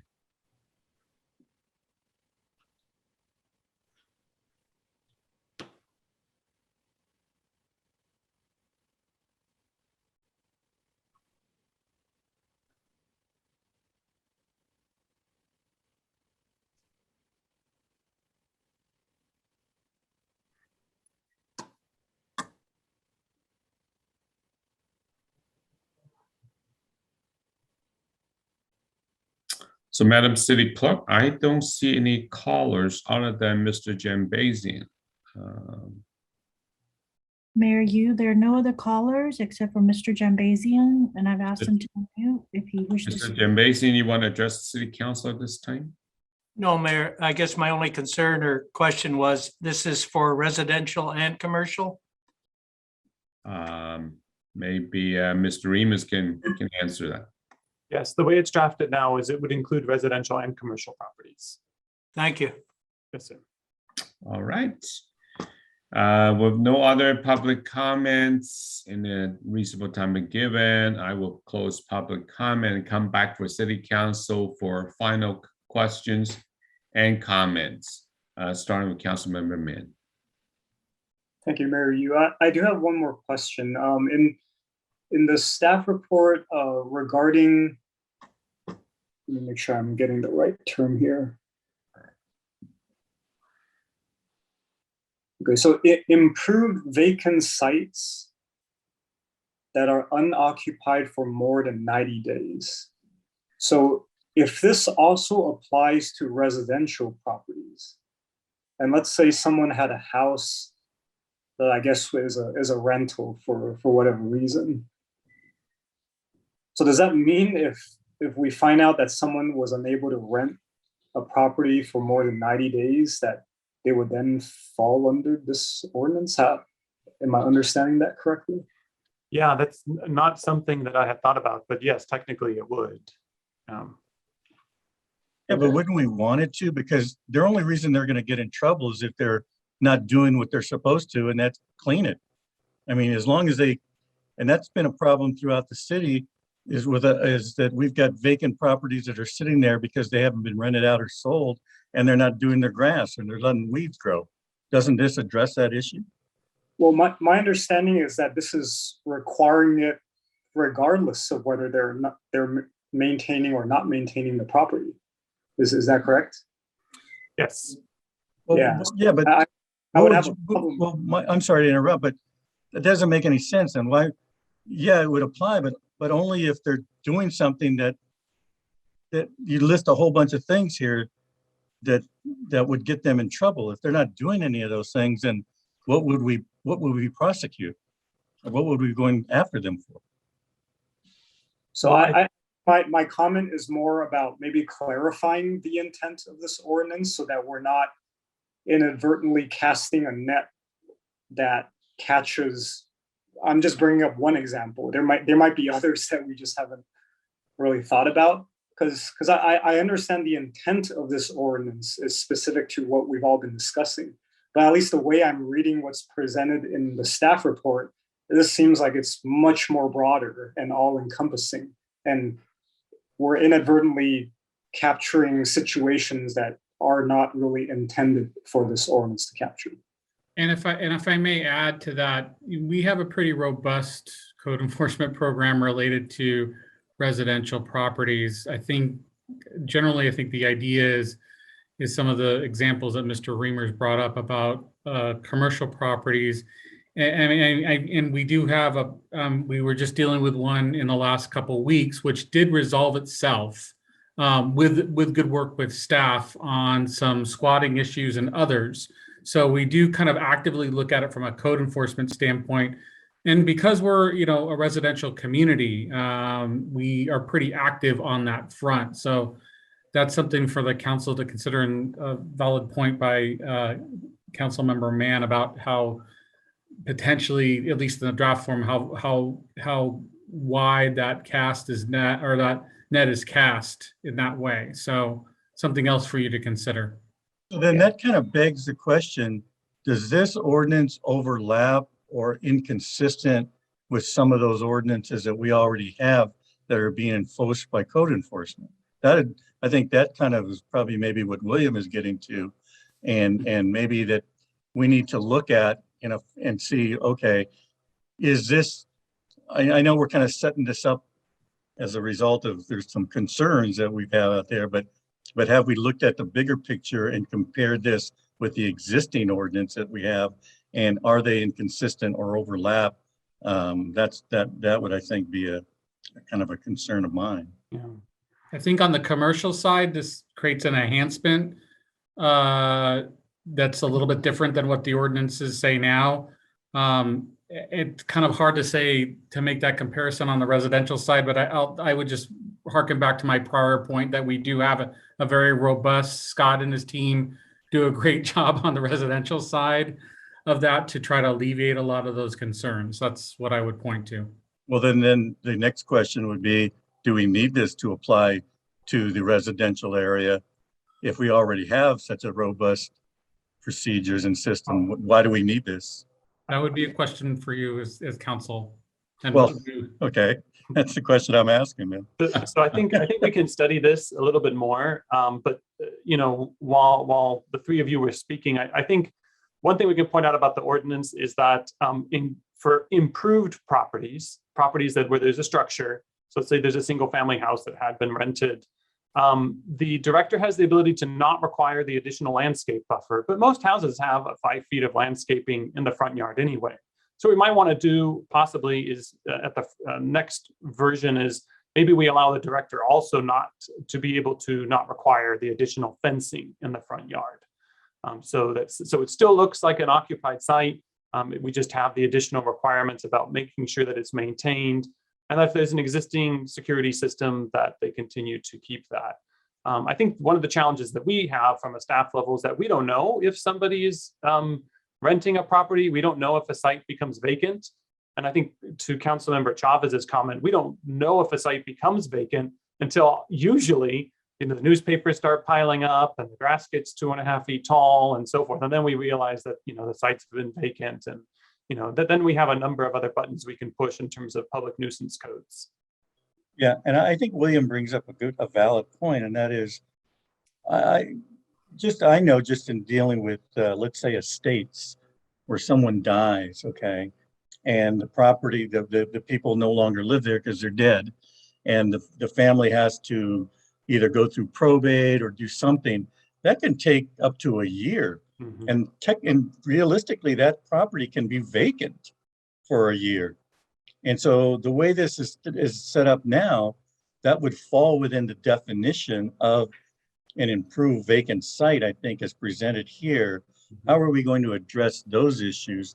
I understand that you as a director or whoever's going to be doing it has some discretionary power, and maybe we need to give more discretion for those situations as well. I don't know, but I could imagine that coming up where an improved site could be vacant for certainly more than 90 days, even in an ordinary course of selling a house. Although today they do sell pretty quickly, but given the value of these homes, sometimes they're on the market for a while, and then what happens? It sounds like we need to study that idea of residential properties a little bit more. So we'll do that. Yeah, and you know, I think to the city's benefit and to your department's benefit, you guys do a pretty good job with it already. And are we really piling on here, or are we creating something that is not really going to supplement what we have, but just maybe make it more confusing, or just not be able to really enforce it like we really want to? I don't know, that would be my concern. And I agree with Brian. I think that most of these rules, at least what I've seen in most cities, apply to not residential areas, but mostly to commercial areas that have these problems and you know, look terrible because they're just a blank piece of land with, and you're right, people start putting things on there and storing things, and there's the problem. But I don't think that's a problem in the residential area, to be honest. Yeah, so I think, no, I'm glad we're having this discussion, because my initial inclination was we do need more time to really look at that overlap and impact on the residential areas. And perhaps it's easier if we simply tackle the commercial first, since that's, to me, that's a lot more clear cut in terms of what the staff report is proposing. It makes a lot more sense to apply to those areas. And yeah, kudos to our code enforcement team for, you know, doing a great job, where I don't really think we need to stack on more than what we have now. And you know, just from a general policy making perspective, I'm not a big fan of having too many discretionary items. That's, you know, not that I don't trust Director Reimers. I think he's doing a fine job. But I believe in policy that's centered around clear systems, regardless of the personnel that is there to implement it. And the strength of that is in defining a policy that's clear enough that it prevents the potential for abuse for anyone who may be in that position of power. So I think in summary, I think I asked some of those questions during my question period. I'm not gonna repeat those again. I think we need to better define some of those parameters, like, what is stockpiling, long history of vacancy, what exactly do we mean by that? What else did I write here? Oh, and I think I didn't ask the previous question about graffiti removal. What kind of a response time are we requiring? Because I believe in the draft ordinance, it says based on the time required by code enforcement, which, I mean, if that's consistent with how we're applying it citywide, then I guess I would concur with that. But if it's not, then I would ask that to be better defined in whatever we come up with. Yeah, we do. See, have I think that's another area where we're probably covered. I mean, don't we already have a pretty good graffiti removal ordinance or rules that we enforce in the city? Yes, we have graffiti removal requirements already. We have an actual service that provides the graffiti removal. And then the city community preservation staff has an actual policy that defines deadlines by which we offer for different types of code enforcement cases. So again, why even have that in this ordinance? I mean, isn't that duplicative and maybe confusing to maybe somebody who's looking at our rules? I don't know. I think Mr. Murphy might agree that you don't need the same law or rule twice. Once is enough. Yeah, it kind of goes to style and convenience, but no, I completely agree. Sometimes it makes more sense not to have the overlap, but sometimes it's nice to have everything in one place. Well, it's just that to me, it's a lot of these things that are mentioned, a lot of the goals that we have for this ordinance, which I'm not disagreeing with the fact that we probably need an ordinance that addresses some of these issues that aren't covered, but many of them are already covered by the city and what we do here. And to me, some of this stuff is going to become duplicative, and I'm not sure that's a very fair thing for our community. Yeah, I think, and I'll just end with my final comment, because if this is really aimed at the commercial side of our zones, we get a lot of, I'm sure all of us on council get comments about vacant storefronts, whether it's in the downtown area or elsewhere.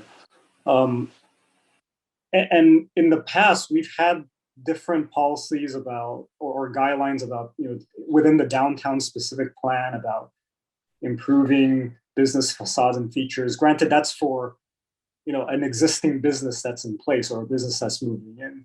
But I wonder if, I don't really want to complicate this current version that we're doing, but I wonder if there's really other avenues that we can discuss separately to address vacant storefronts in that manner, because a lot of it is about aesthetics, and aesthetics, in my opinion, is just kind of hard to define unless we already have a set of parameters down that people can kind of point to and say, hey, well, you have a vacant storefront, but you still need to maintain a certain standard.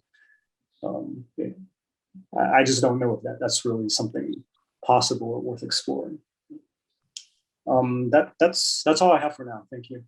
All right, thank you. And Councilmember Vizcarra, any final questions? Yeah, the proposed ordinance that's got put together pretty much addressed my concerns. As I was thinking up what I was really worried about, his next slide seemed to cover it. So I was feeling pretty good about that. And I think we can always make adjustments, but I think the ordinance should apply to commercial only. But I think Viet Tran and everybody else is taking care of the neighborhoods, and we have a good history there. And they're responsive when there's something awry and it gets reported. So I think we should leave that alone and just focus on the commercial, which is my main concern. And in my mind, it applies not only to the Alpha Beta site, although that's probably the principal one. There are others in the city that probably need our attention. That's what I have. Right. Thank you, Councilmember Vizcarra. Councilmember Chavez, any additional Thank you. comments? Thank you. Thank you, Mayor Yu. Okay, Oh, gonna I'm say- sorry, Tom, I forgot one thing. No, go ahead. And I agree with Councilmember Chavez on the 6 months versus a year. If in fact, we implement that. All right. That's all. Thank you. Councilmember Chavez. Yeah, I'm gonna say something now that I haven't said a whole lot, and it's not out of because I don't want to say it, but I completely agree with Fernando. Oh my God. How about that? Okay. Jeez. Okay. I really think, and I could be wrong, but it seems to me like this got off the ground to address primarily the commercial areas that are the problem and not so much the residential. Because to me, it seems like the residential areas are already covered by staff and we do a great job and we have all the rules in place. Maybe there are some holes we need to fill, but to me, this ordinance really, I think, should focus on the vacant commercial properties because those are the standards and those are the things that we see out there rather than I mean, you drive around the city, yeah, do we have problems in the residential areas? Sometimes, but I know that Viet and the rest of those guys, they follow up and they look, as Brian has mentioned, we have a pretty robust staff that takes care of those things. So to me, I would agree that the focus should be more on the commercial side of this, and then maybe addressed some of the residential areas, some residential issues that maybe are not covered with the current laws. But a lot of these things, I mean, maintaining sites free of weeds and debris. I mean, if we have a residential area, we take care of that already. Remove graffiti, those types of things. I mean, those are all things that we already do. And most of these things that are on this list of goals, to me, would apply mostly to the commercial areas. So I think that's just my feeling about these things. And that certainly would then clear up or be, it would be easier for staff to understand what they need to do and what they need to enforce and where, rather than having a whole ordinance that either supersedes what we already have or repeats it or somehow changes it. I think that would be more difficult to enforce. So that's what I have to say. Thank you. You're on mute, Vince. You're on mute. There you go. Thank you. It took me a while to find my unmute button. Sorry. Yeah, I actually agree with, just like Councilmember Chavez said, I agree with everything that's been said so far too. And I think I appreciate the Director Reimers and staff's work. And, it is really a beginning of a good ordinance. I think it just, it's great to have the discussion tonight. And I really certainly agree with a lot been said tonight by my fellow council members. I think the goal is really, I think in a lot of ways, like Councilmember Chavez put it, it really addresses the issues that we see with vacant commercial properties. And to Councilmember Chavez's point, a lot of the measures that we are suggesting tonight, they are rather costly. So I think for a regular homeowner, like Councilmember Min had pointed out, if they bought a property and in between sales and in between rental, to make them to go back in and put a rail, put some kind of fencing, it probably not necessary. I think there are just a lot of laws on the books that we can enforce. So I think primarily we want to address the ugly, vacant, large, because of size, commercial properties. We want to address those. So I think it would be great that the future ordinance would really focus on that. And I would talk about using your presentation, talk about the different situations. I think the 5-foot landscape buffer is great, but then again, having to irrigate it is going to cost some money. So because the owner would have to, if it's vacant, they really have to go get a power pole, temporary power pole, get water meter, and get a some kind of irrigation controller put in, a breaker. I mean, it's not something that, like Councilmember Chavez said, it's not something easy to do. But for commercial investors, that's probably just cost of doing business. So I could see that, but I really think that should be applied to commercial. Now, I have a little bit issue with the 4-foot fence. I don't think it's deterrent enough, and especially the design of a rail fence, which is like 2 steps. Basically, just there's a step for you to climb over. I would much rather see, and it's maybe just my personal opinion, to keep the 5-foot landscape buffer, require them put in taller plants, but not taller than 4 feet, but yet still maintain a chain link fence 6 foot high right behind it. I don't see putting a 4 foot high rail fence and then cover it up with 4 foot high landscaping. I don't think it does much. I would rather see the deterrent to get into the site. However, I have a different view with the vision obscuring fencing surrounding the other sites. My experience, I deal with construction a lot, and my experience has been with, I have a lot of problem with green screens. Green screens, in my mind, is a canvas just waiting to be graffitied. I would much rather see well-maintained 6 foot high chain link fence in lieu of but not without the screen. The screen is it's a canvas for graffiti. It's a place that easily people just come and cut it. I have a lot of problem with that with all my construction job sites. But having a contractor there doing, working is one thing, because, the contractor will replace it, call in. But if it's a vacant lot, it may become a problem for us to have the screen. So I'd much rather see just a regular fence. But I also, you showed the example of a few of our commercial sites. I actually is of the opinion, if you can see it from the street, you should put in the landscaping. In other words, the site that you have shown in your example, Mr. Reimers, I actually like to see the landscaping to be just, like the lot facing, the one example you shown, the lot at the Kmart side facing Rosemead. I mean, you can see it into it from the side. I think that we should have a little bit more landscaping than just the one side facing the commercial street. As far as improved vacant site, if it's already improved, like the one picture that you're showing, where there's a building there, I'm not too sure whether we really need to have the landscaping, but I'm okay to give that discretionary decision to the director. But I think if there's a building there and the building is well maintained, without graffiti, and all the walls are there, windows not broken, I think we can probably just leave it there and maintain it with our co-enforcement to make sure there are no graffiti, no broken fixtures or anything. And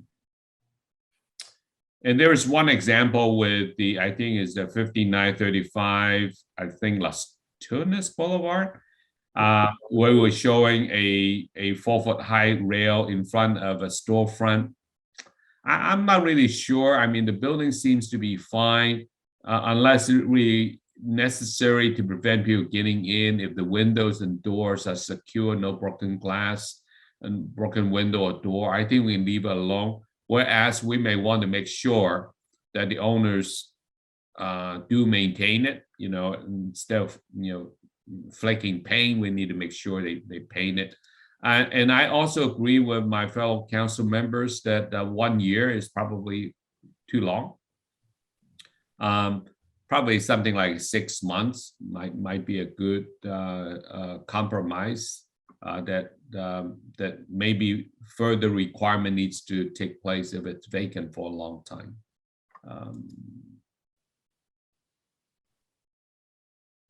And I think the rest of it, I do agree with the rest of my fellow council members. So, Mayor, I just have one really quick question, if you don't yeah, mind. please. Does this, one of the things I see, especially since we're talking about commercial sites and vacant sites, I see a lot of like signs posted, campaign signs, do we have an ordinance that already addresses that? Or do we need something like that in this ordinance? Well, You see like every group in the world, and I don't know if they need a permit to do it or they don't, or sometimes that adds to sometimes the ugliness of that site is when you have all these signs posted, especially for the one that really irks me is when there's an election and then the signs remain there for another year. I mean, what do we do on that? And is that addressed? Do we have an ordinance that addresses that already? In the city's new sign code, we do address how long election signs can be left up after an election. Okay, and that applies throughout the city anywhere. Yes, then. sir. Okay. Okay, yeah, so that's what I'm saying. Okay, so that would be an example. We don't need to go into that because we already have some of that already dealt with. Yeah. Okay, thanks. Thank you.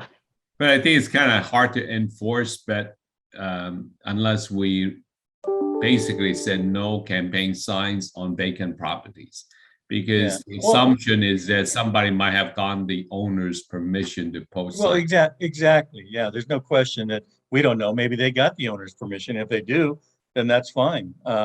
It's just that, yeah, like I said, the big issue is they don't take them down. Yeah. So I think I've been voting for the same judge for 5 years now. If I drive down Rosemead Boulevard. Yes. Well, are there any other comments from the council so that we can wrap this up? Yeah, Mayor, can I add one more thing? Yeah, please. Yeah, I do. I just want to say I second your suggestion about the vinyl rail in front of the existing commercial property, the one that's on Las Tunas. So I don't know if maybe this is something for Director Reimers and staff to think about, but the frontage along, say, Las Tunas and vacant properties along there, to me is a different category of issue than a property along Rosemead Boulevard or Temple City Boulevard. William, are you talking about the white fence? Yeah, that 4-foot vinyl. There was one example on the slide. It just looked really out of place to have this random barrier in front of like a brick building. Actually, that one picture you're referring to, I think it looked actually pretty good and kind of enhanced the the property a little bit. I don't know. Then you start having this thing where it's almost like this badge of shame all along Las Tunas. This spelling come up, and it almost draws more attention to the vacant property than if we didn't have that there. Yeah, and really if the purpose is to keep people out, it's not going to do that, obviously. So why even bother? Yeah. Why even bother? But while the picture is up, I was also referring to the sort of flaking paint on top. That white looks like some kind of fencing on the roof. Oh yeah. Yeah, so that's what I was referring to. I think they need to make sure it's painted and doesn't look run down. That's probably where the AC is. Yeah. So speaking of that, and I don't know if that's really meant for the current ordinance we're discussing. That seems like a code enforcement issue. I guess this is something I can maybe talk offline with staff about. I'd be interested to know at least a lot for commercial sites. Like take Mayor Yu's example.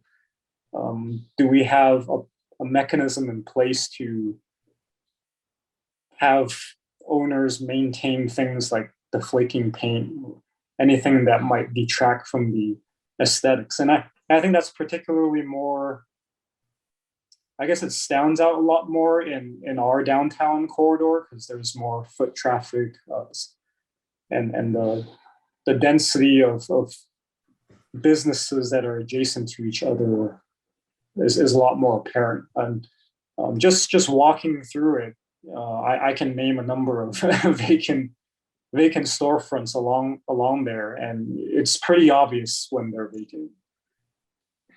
But The yes, amount the of- city's public nuisance code does call chipping and peeling paint a public nuisance. It's just a matter of priority for staff, what we're chasing at the time. Right now, we are focusing a lot on overgrown vegetation due to the rain and the recent warm weather, but we definitely can turn attention to chipping and peeling paint. Hey, well, we have that picture up. Can we get that owner to do something about that ugly receptacle and pole that they have in front of their business? Oh, wait a minute, those are city owned, right? Oh, that's for another day. I'm sorry. I'll take down the picture right away. Yeah, take that picture down right away. We don't want that up. That's a whole nother thing. We'll go back to the Okay. recommendation. All right. All right. Including that picture. All right. Are there any other council comments for staff? Otherwise, I don't think I think we thoroughly confused them already, but No, as to what we actually- want. But no, yeah. You know, I have to say, and I probably would have said this later, Scott, you do an amazing job in answering our questions. I have to really, compliment you. You know what you're talking about, and it's truly appreciated by me, and I'm sure the rest of the council that you give us the answers, and if you don't have the answers, you know where to find them. So it does make our job so much easier. So we truly appreciate it, and unfortunately, I know you and staff have done a lot of work on this thing, and we've kind of torn it apart. But again, I think that's the byproduct of how we work together with you and you work with us, so that we can come to something that works for our city. And so, I appreciate your patience, I guess we could say. No, Thank you for your comments. the Very information. kind. Thank you. Okay. I guess with all the discussion, we actually don't need a motion, right, Mr. Murphy? I don't see any need for one. I think there's plenty of direction that's been given, and I think Mr. Reimers has his marching orders, and we'll bring it back when it's time. Okay, great. Thank you. If there are no further comments, I'll move on to the next item, which is update from the city manager, Mr. Cook.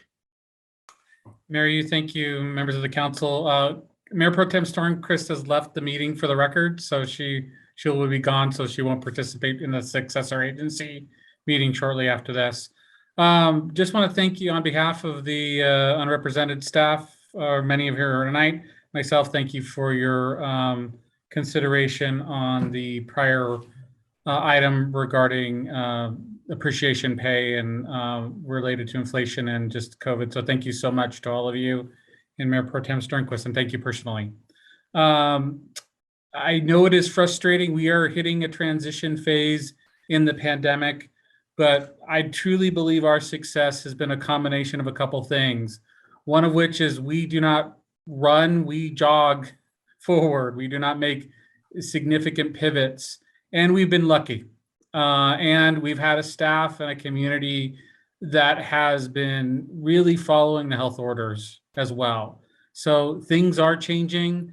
Again, I can't emphasize enough how we've changed our services to where, and even in being in City Hall today, where we had a little bit of rush of activity at times, people are still being served, and we're doing it in a very safe way.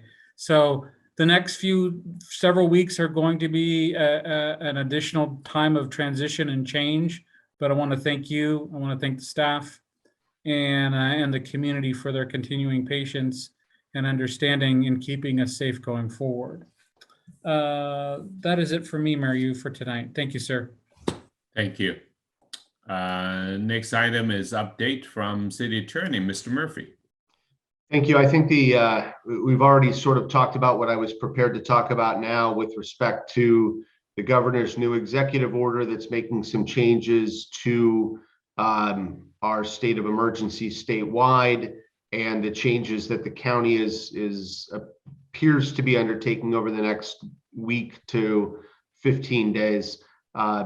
So I really, that was the focus of my report. We've already talked about it, so I am finished. Thank you, sir. Thank you. Next item is council report regarding ad hoc or standing committee meetings. Any reports? Mayor, I don't have a report, but I just had a question. Just when looking at the the committees. The Las Tunas Downtown Revitalization Standing Committee, which you and I sit on, I don't believe we've had a meeting for that with that committee in quite a while.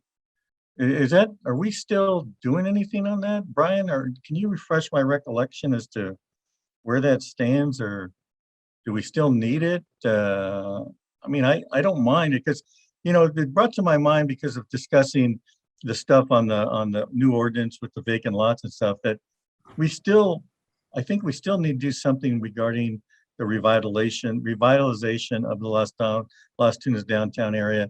And also maybe even, and although I was kind of saying it in humor, some of the issues that have come up before us regarding the trash receptacles and some of the where the flowers go, the flower bed holders, things like that. Is that part of that, or is that something that we're going to discuss? I know we were going to set up a meeting at some point to discuss how to spend some of the money that we've gotten from the feds and stuff. And I mean, is there any of that kind of going to come together, or how's that? Where do we stand on that? It has been several years since we've met. The last time we met, we did have David Goodell provide some ideas and conceptual concepts related to some improvements.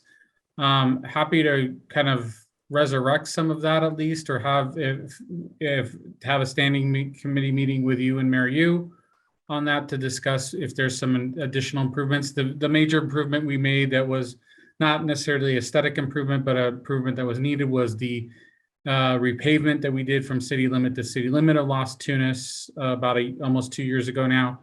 But it's something we can bring back.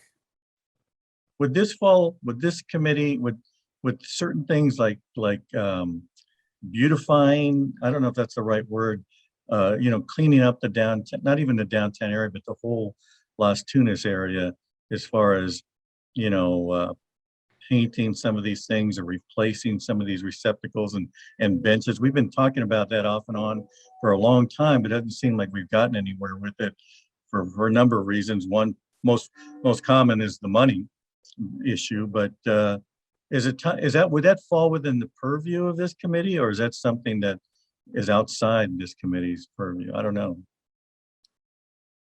Generally, you did talk about the improvements on Las Tunas within that. Was that part of what Goodell gave us, to talk about replacing the benches and things like that? I don't remember. It's been, yes, sir. Sir. I don't know if you remember what that was all about. I thought there were like several options with dollars associated, and some of them were quite high, actually. Yeah. Well, like I said, it always comes down to the dollar. But I don't know, Vince. Maybe if you don't mind, maybe we can get a meeting just to kind of update, see where we are, and see where we want to go with it. Because I'm sure Mr. Murphy would like to see something going on that, or why do we keep it? You know, I know standing committees get a little more flexibility than ad hoc committees do, but we still need to determine do we need to do it. So if you don't mind, I would like to set something up maybe the next 30 to 60 days to see where we're at with that. And Brian, maybe you can facilitate that.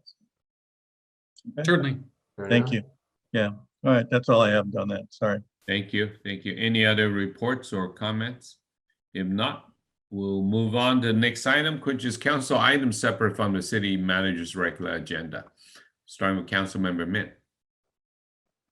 Thank you, Mayor Yu. Just one item. I do appreciate all of staff's work, especially our Parks and Rec staff, for a successful soft opening of Primrose. I think it's events like those that remind me why we hope that the pandemic comes to a gradual end or plateau, and we're able to get together and celebrate things like the first park since the incorporation of our city. It was well put together. Red 88 did a fantastic job with the video, and it was great to see the Parks and Rec commissioners there, as well as Trans Tech, David Volts, and everyone who played such an integral role to the project. And just kind of like the questions they asked us as part of the video, I think for me, just the whole scale and magnitude of what has actually been constructed. I'm still in awe of it. I know Mayor Yu and I being on the standing committee, I don't know how Mayor Yu feels about it, but for me, looking at the plan view of a drawing and even conceptual sketches of what they look like, it was still a different sense of scale standing, underneath those pedals. And yeah, I look forward to the full opening for the public, and hope we get a lot of people to celebrate with us, and hopefully safely, so that we can return back to a lot more in-person events. So just want to shout out to everyone who made that happen, made that possible. That's all. Thank you. Right. Thank you. Councilmember Vizcarra. Yeah, I too would like to thank Adam for all the work that was done and his leadership regarding the park. And I think all of you are gonna ooh and ah even more when you see the finished product, because there are about 6 or 7 elements that were not there last Friday, and hopefully will be there when we open, including the butterfly benches and the murals and all that. It's really going to improve it. And then we'll wait another 6 months, and we're going to have a lot of shrubbery that will make it look even better. So I look forward to it. Other than that, don't we have a meeting tomorrow with the sheriff at the park? That's Next week. next Wednesday, sir. Next Okay, Wednesday. not tomorrow. Well then, that's all I have. Thank you. Thank you. Councilmember Chavez. With free hot dogs, I think, too, Fernando. No taco truck? No taco truck. I think it's just hot dogs. Athens, Athens will probably bring that big hot dog cooker they always have, I think. Also, I want to apologize that I could not be there for the soft opening. Unfortunately, that was a crazy day for me. As many of you know, I teach on Friday mornings now, and that particular day I had a lot of clients coming into my office, so I just could not get away, and I apologize for that. But I did see Jerry's pictures, and it looked like everybody had a great time, and I look forward. And to echo what William said, it's going to be kind of nice when we have the community there and we see the kids playing and enjoying all those amazing things that are there. I mean, I kind of got excited when I saw those, and so those are kind of neat to play on. I mean, it really is aesthetically, it's very pleasing to the senses, that's for sure. There's no question about that. Second thing, I want to apologize. Well, I don't know if that's the right word, but for my comments on the coronavirus and the rules and the craziness that's going on with the CDC and the county. I just want to say, and I don't know if Brian Arizumi is still online or not. He might have left, but my comments were not in any way meant to infer that our staff and the people who are working for our city are doing anything that is causing that confusion. In fact, to the complete opposite, I feel that Brian and his staff have kept us completely informed as to what's going on at all times and how to keep our city safe.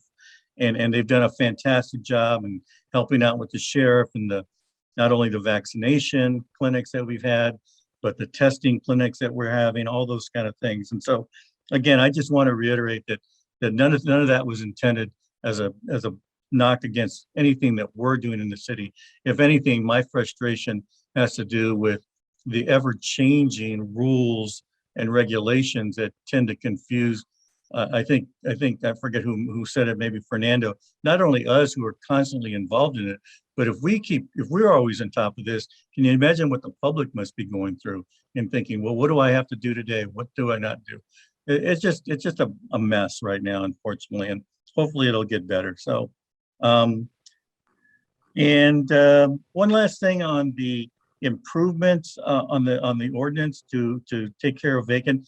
I think one of the byproducts that perhaps applying that to some of our vacant lots is that hopefully it will encourage the owner of the property to do something with it rather than just let it sit there. I think that should be a goal as well. not just punitive, but to encourage them to move this along so that we don't have these empty lots around. I think that would be the ultimate goal. Lastly, I know that we have one more meeting, and we might even have an additional one depending on what we decide regarding the reorganization. But I do want to give my thanks to Mayor Yu for your service this past year. Believe me, I know what it's like to be a mayor during a pandemic, and it's not a lot of fun, and it's certainly a lot different than anything we've done before. And so, you know, my hat's off to you. And this, I'm sure this year has gone by in some ways very fast, and in some ways very slow. And so, you know, and it hasn't always been easy, I'm sure, but you've done a great job, and I wouldn't expect anything otherwise. And I want to thank you. And, you know, it's been an honor, obviously, and I've said this before, to have served with you since 2009. It's hard to believe that we've been doing this for that long, isn't it? Time flies when you're having fun, right, Fernando? How old are you guys? We're getting up there in age. We're getting up there. We're catching up to you, that's for sure. Yeah.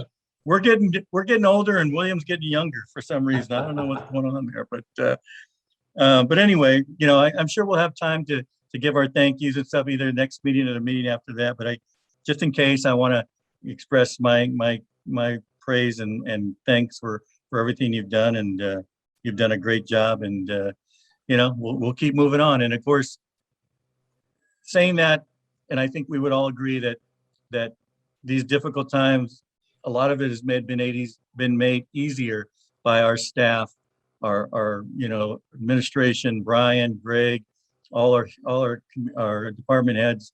They've just gone above and beyond, and as we hopefully are seeing the light at the end of the tunnel, you know, maybe we'll all get through this and look back on these days and say, hey, remember when we had that pandemic thing, and tell stories to our grandchildren, right? Hopefully, yeah. So that's all I have. Thank you very much. Thank you, Councilmember Chavez. Thank you for your kind words and encouragement, and we appreciate. And I too really thank the entire council for your support during this special time, and also you know, Councilmember Chavez, you set a great example as the mayor starting with the pandemic. So I'm just following your footsteps here. Well, we didn't have much of a choice, did we? No, but to your point though, I think staff are the unsung hero here, and then I think the successful soft opening of the Primrose Park, it just epitomized that.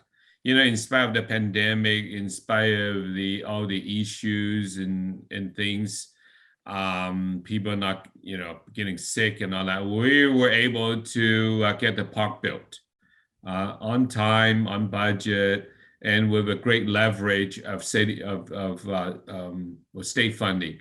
You know, if I look back on the money that we invested in buying the park, in relocating our residents, tenants, and all the other things that have gone on, I think we probably are paying only 40 cents to $1 or something like that. I think Mr. Cook will have a better number, but I think that's a great, really great performance. I mean, even in spite of the pandemic.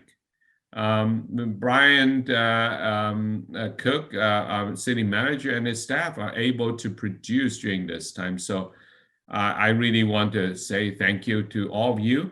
And also, obviously, Mr. Matsumoto, you know, and Mr. Ali Kaya, I mean, for leading the charge, our landscape architect, and everybody involved inspection. But also don't want to forget our unsung hero here, our accountants and our finance people. Without money, the project does not go. So Director Paragas and her staff, I mean, being able to finish a project on time, on budget. I mean, I'm in the business myself. It is not something that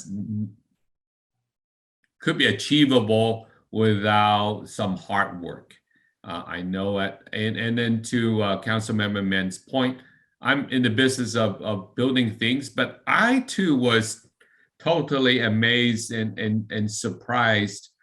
You would think that I have a little bit more experience in this, but it is a very nice park, and I totally agree with Councilmember Vizcarra. If you think the park is nice right now, if the experience is rich right now, just wait till the public arts get put in.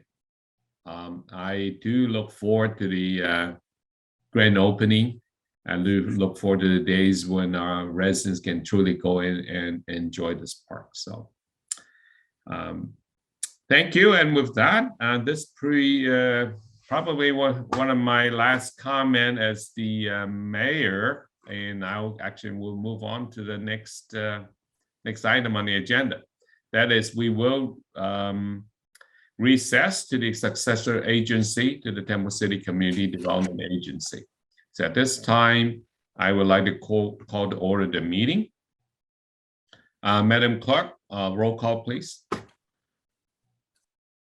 Yes, Mayor. Agency Member Chavez. Here. Agency Member Mann. Yeah, I hear. Agency Member Vizcarra. Here. Chair Yu. I'm here, and I guess we can move. Motion to excuse Mayor Vice Pro Chair. Tem Sternquist. Do we have a second? Okay, it's moved and seconded. The Vice Chair has been excused. Next item is, I need to read this. For those calling in, your audio will be unmuted during public comment, and when public comment is open during an agendized item discussion. Public comment email received prior to or during the meeting will not be read, but will be included in the record. Next item is consent calendar. All consent calendar items may be approved in a single motion as recommended, unless removed for further discussion. I will ask any member of the public watching at home to call in if you have questions or comments.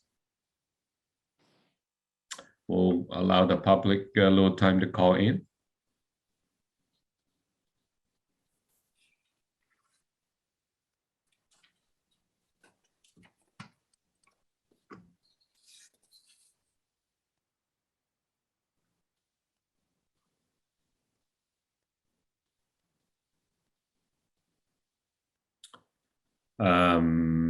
Madam City Clerk, I don't see any callers. Mayor Yu, we have Mr. Jambazian on the line. I've asked him to unmute if you wish to speak, but there are no email requests to speak. Okay. We'll wait a little bit more.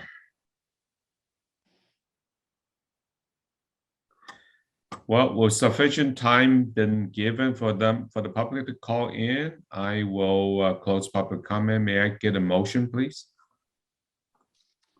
You want to move the consent calendar? Do we have a second? Second. Moved and seconded, Madam Clerk, roll call vote, please. Agency Member Chavez. Yes. Agency Member Mann. Yes. Agency Member Vizcarra. Yes. Chair Yu.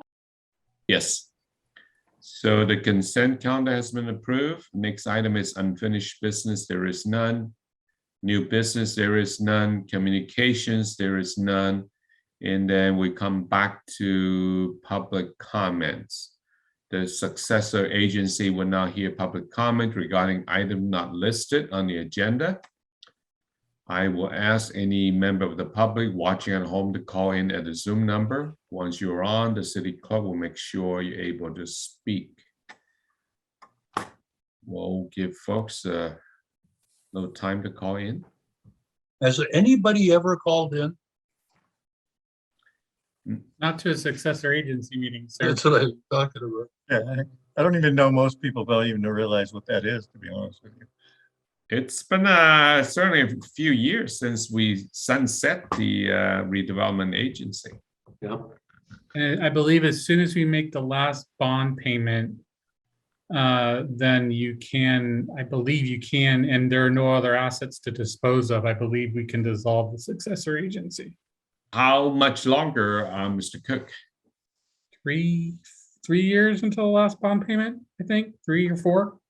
Maybe Director Paragus can tell us that. Anyways, All right. Yes, it's in beginning of fiscal year, or the end of fiscal year 24-25 will be the last payment. okay, all right. So looking forward to that. So with no public calling in, I will close public comments. Next item is update from the Executive Director. None tonight, sir. How about our agency council? No successor agency update. Okay, matters from agency members. Anyone? Hearing none, I will adjourn the meeting and then we will return to the regular city council agenda. So our remaining item here is any additional public comment on items not listed on the agenda for the regular city council meeting. So I will, for those calling in, your audio will now be unmuted.